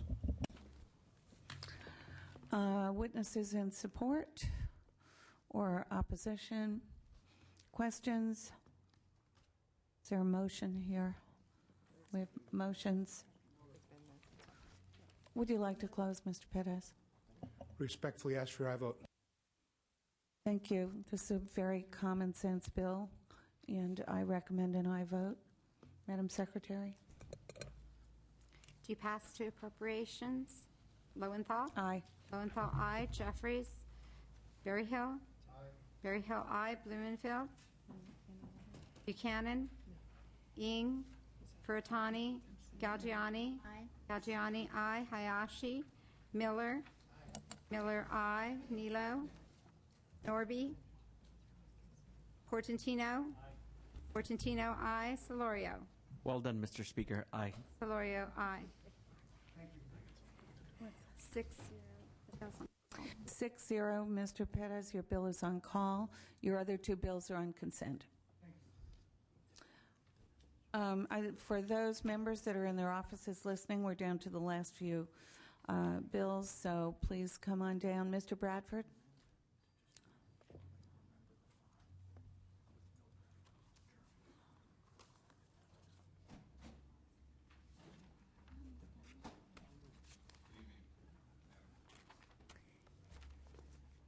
Madam Chair, members of the committee, I'm here for AB 2572. The bill before you today, together with the amendments drafted by the Utilities and Commerce, clearly demonstrate my goal to work collaboratively with the interested parties to improve the operations and public safety at our airports. These amendments reinstate the PUC's 3-year renewal process, includes intent language to encourage the PUC to create a better system of communications with California airports, and clarifies that a chauffeur-driven services should be regulated under the California Public Utilities Charter Party Carrier. California airports are some of the world's busiest airports, seeing millions of passengers each year. Whether these passengers are traveling on leisure or business, we have an expectation that our airports will provide safety within the terminals and the airport grounds. This safety includes travel from the airport by taxi cabs, rental cars, or modes of prearranged travel. Within AB 2572, there are several provisions that seek to provide better enforcement, protection, and safety to these travelers when exiting airport properties by giving airport and law enforcement enhancement tools to police prearranged services on their property in areas within the services where they're offered. First, the bill would provide that rental companies who offer a personal driver to a customer be licensed in the same way as a limousine company would be licensed. Second, the bill allows for law enforcement to impound a vehicle at the cost of the owner, whether at the airport or in a popular tourist location when the driver is operating illegally. To assist the situation where a limousine driver may be in violation of airport rules but in compliance with PUC rules, this bill allows the PUC enforcement personnel to enforce airport rules and regulations at the airport. Many of these provisions are included in the bill because airports around the state are having a difficulty targeting operators of vehicles that are behaving as taxi cabs but licensed as prearranged travel service. This should be a great concern, especially to those who travel on a frequent basis, because these drivers are operating off-grid with no way to verify what their DMV records are, track any maintenance performance on the vehicle, or determine their level of liability insurance. For that reason, I have included intent language to streamline the renewal process by encouraging the PUC to utilize electronic renewal system that would cut costs to the PUC and business owners. I am committed to continue working with the PUC and the industry to update the $500 licensing fee, which was established in 1985. This will allow funds to be properly allocated for both the licensing process and enforcement. The goal of this bill is simple: to increase public safety at our airports. With me to speak on this bill is Rob Groskler, representing the California Livery Association. I messed it up again. I respectfully ask for your aye vote. Thank you. 2 witnesses in support, please. Madam Chair, members, Rob Gross-Glauser with the last name that's a little difficult. Thank you very much. We're supportive of the bill. The author laid out its provisions wonderfully. Would like to note that the amendments going into the bill, that we're very supportive of those that focus on streamlining the renewal process, hopefully getting to an online approach that would cut costs for the PUC as well as our small business owners. I'd like your support. Thank you. Thank you. Madam Chair, Josh Pane on behalf of the California Bus Association. The association is also in strong support of Mr. Bradford's bill, and we'd urge your aye vote. Thank you. Any other witnesses in support? Witnesses in opposition? Hi, my name is Dennis Carlson. I'm the owner of We Drive You, and I'm here with concern just to make sure that there's a real accurate understanding of our company, We Drive You, as well as the product that Avis offers, Avis Chauffeur Drive.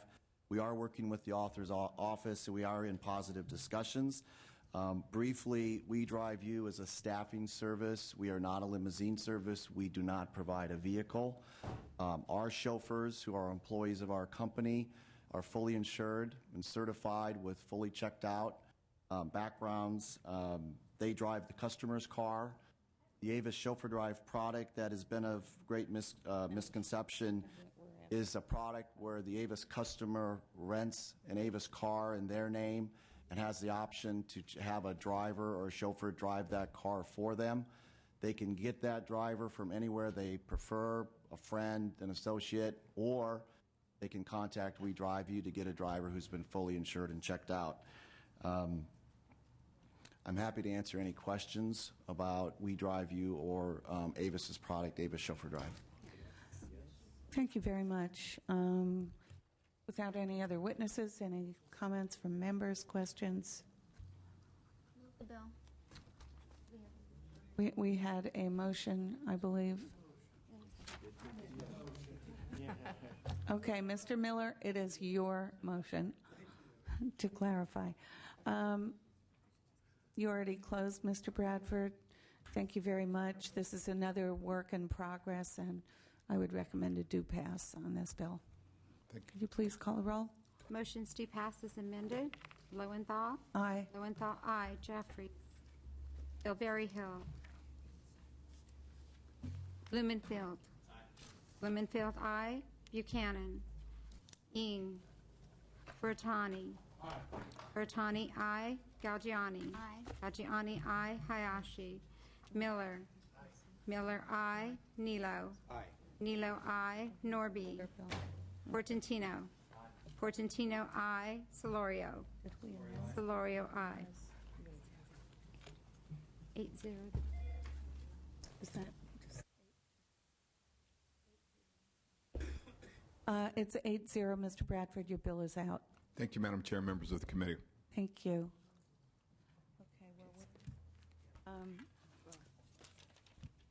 While we have enough people here, consent calendar.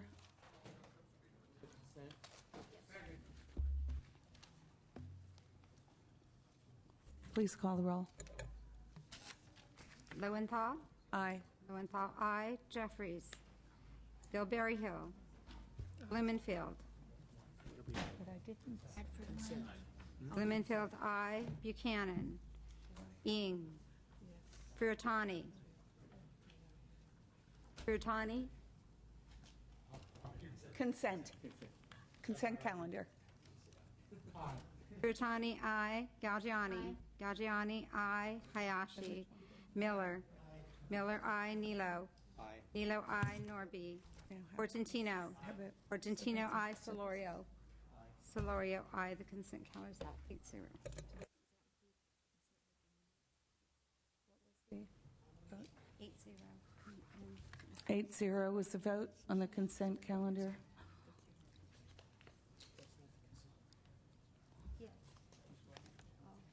Okay. So item 12 has been pulled.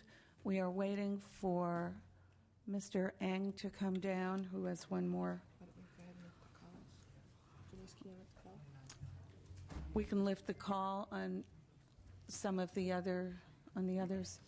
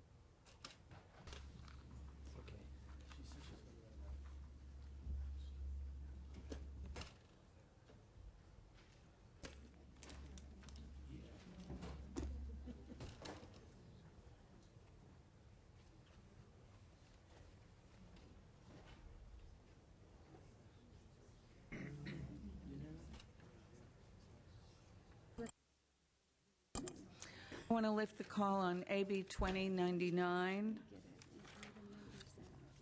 and let you know that Mr. Miller has committed to amendments to direct the DMV to add the first 5 items in his bill into the DMV handbook. With that change, I'm in strong support of his bill.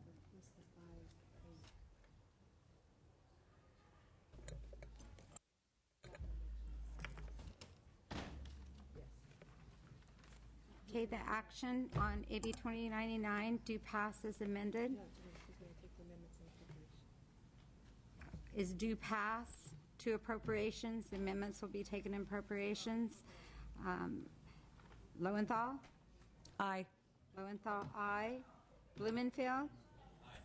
Blumenfield, aye. Buchanan? Buchanan, aye. Ing? Furutani? Furutani, aye. Galgiani? Galgiani, aye. Hayashi? Nilo? Norby? Portantino? Solorio? Solorio, aye. 9-0, the bill's out. 9-0, your bill is out, Mr. Miller. Thank you for accepting that change.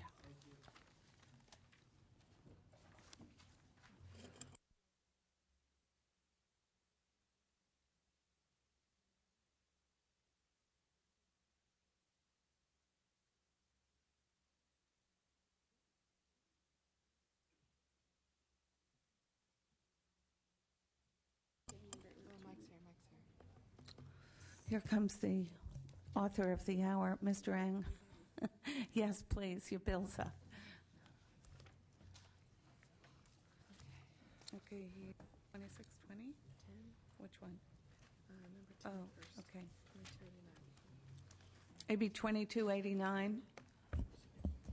Thank you, Madam Chair, and my apologies for being a little late to the prom today. First of all, I want to thank the committee staff, especially Mr. Ed Imai, for all the hard work. We are accepting amendments 1, 2, and 3 as referenced in the committee analysis.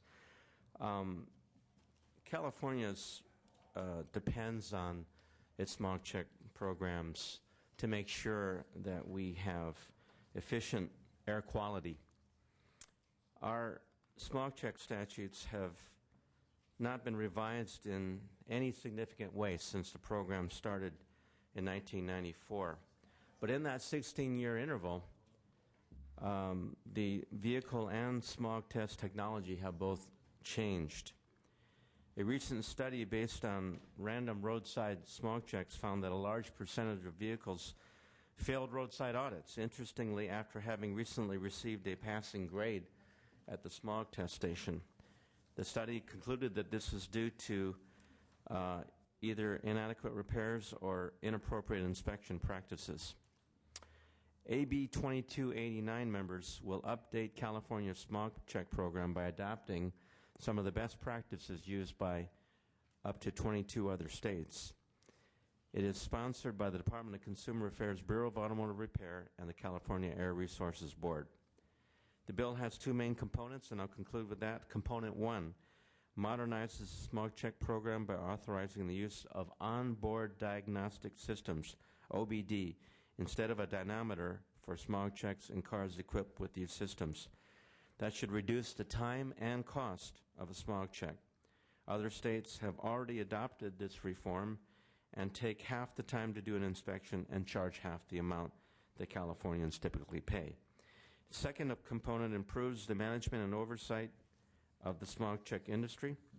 AB 2289 directs DCA and BAR to rank the performance of smog stations on an annual basis and refer the vehicles most likely to need repairs to the highest performing stations.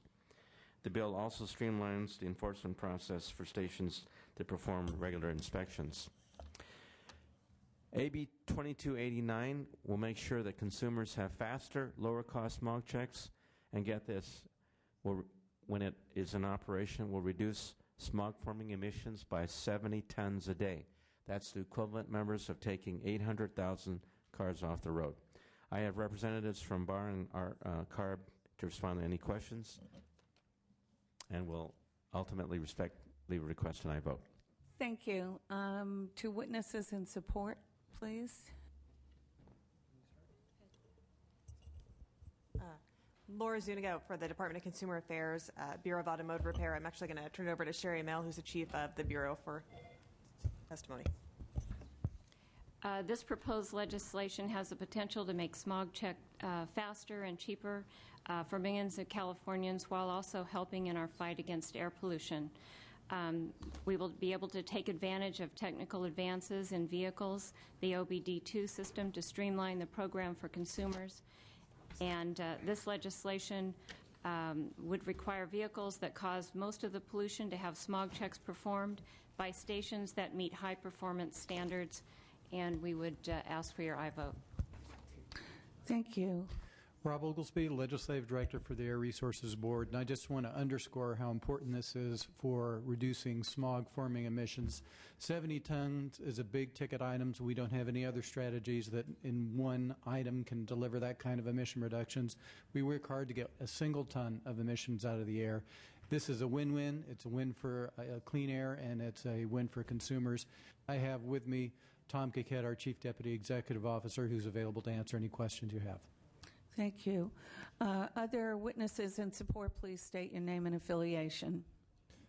Madam Chair and members, Paul Gonzalez on behalf of the South Coast Air Quality Management District, in strong support of the bill. Thank you. Madam Chair and members, Kendra Dijogo with the Gualco Group on behalf of the California Council for Environmental and Economic Balance, also in support. Madam Chair, members of the committee, Dan Call, Union Concerned Scientist, we urge support for the bill. Thank you. Rocky Carlisle, Executive Officer for the Inspection and Maintenance Review Committee, and we urge support of the bill. Thank you. Adam George with Sierra Club California, in support of the bill. Nidia Bautista with the Coalition for Clean Air, also in support, and want to thank the author. Thank you. Any witnesses in opposition?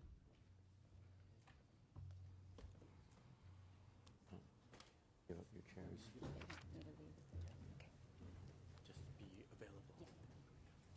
Stick around. You're here to support the bill, right? Maybe.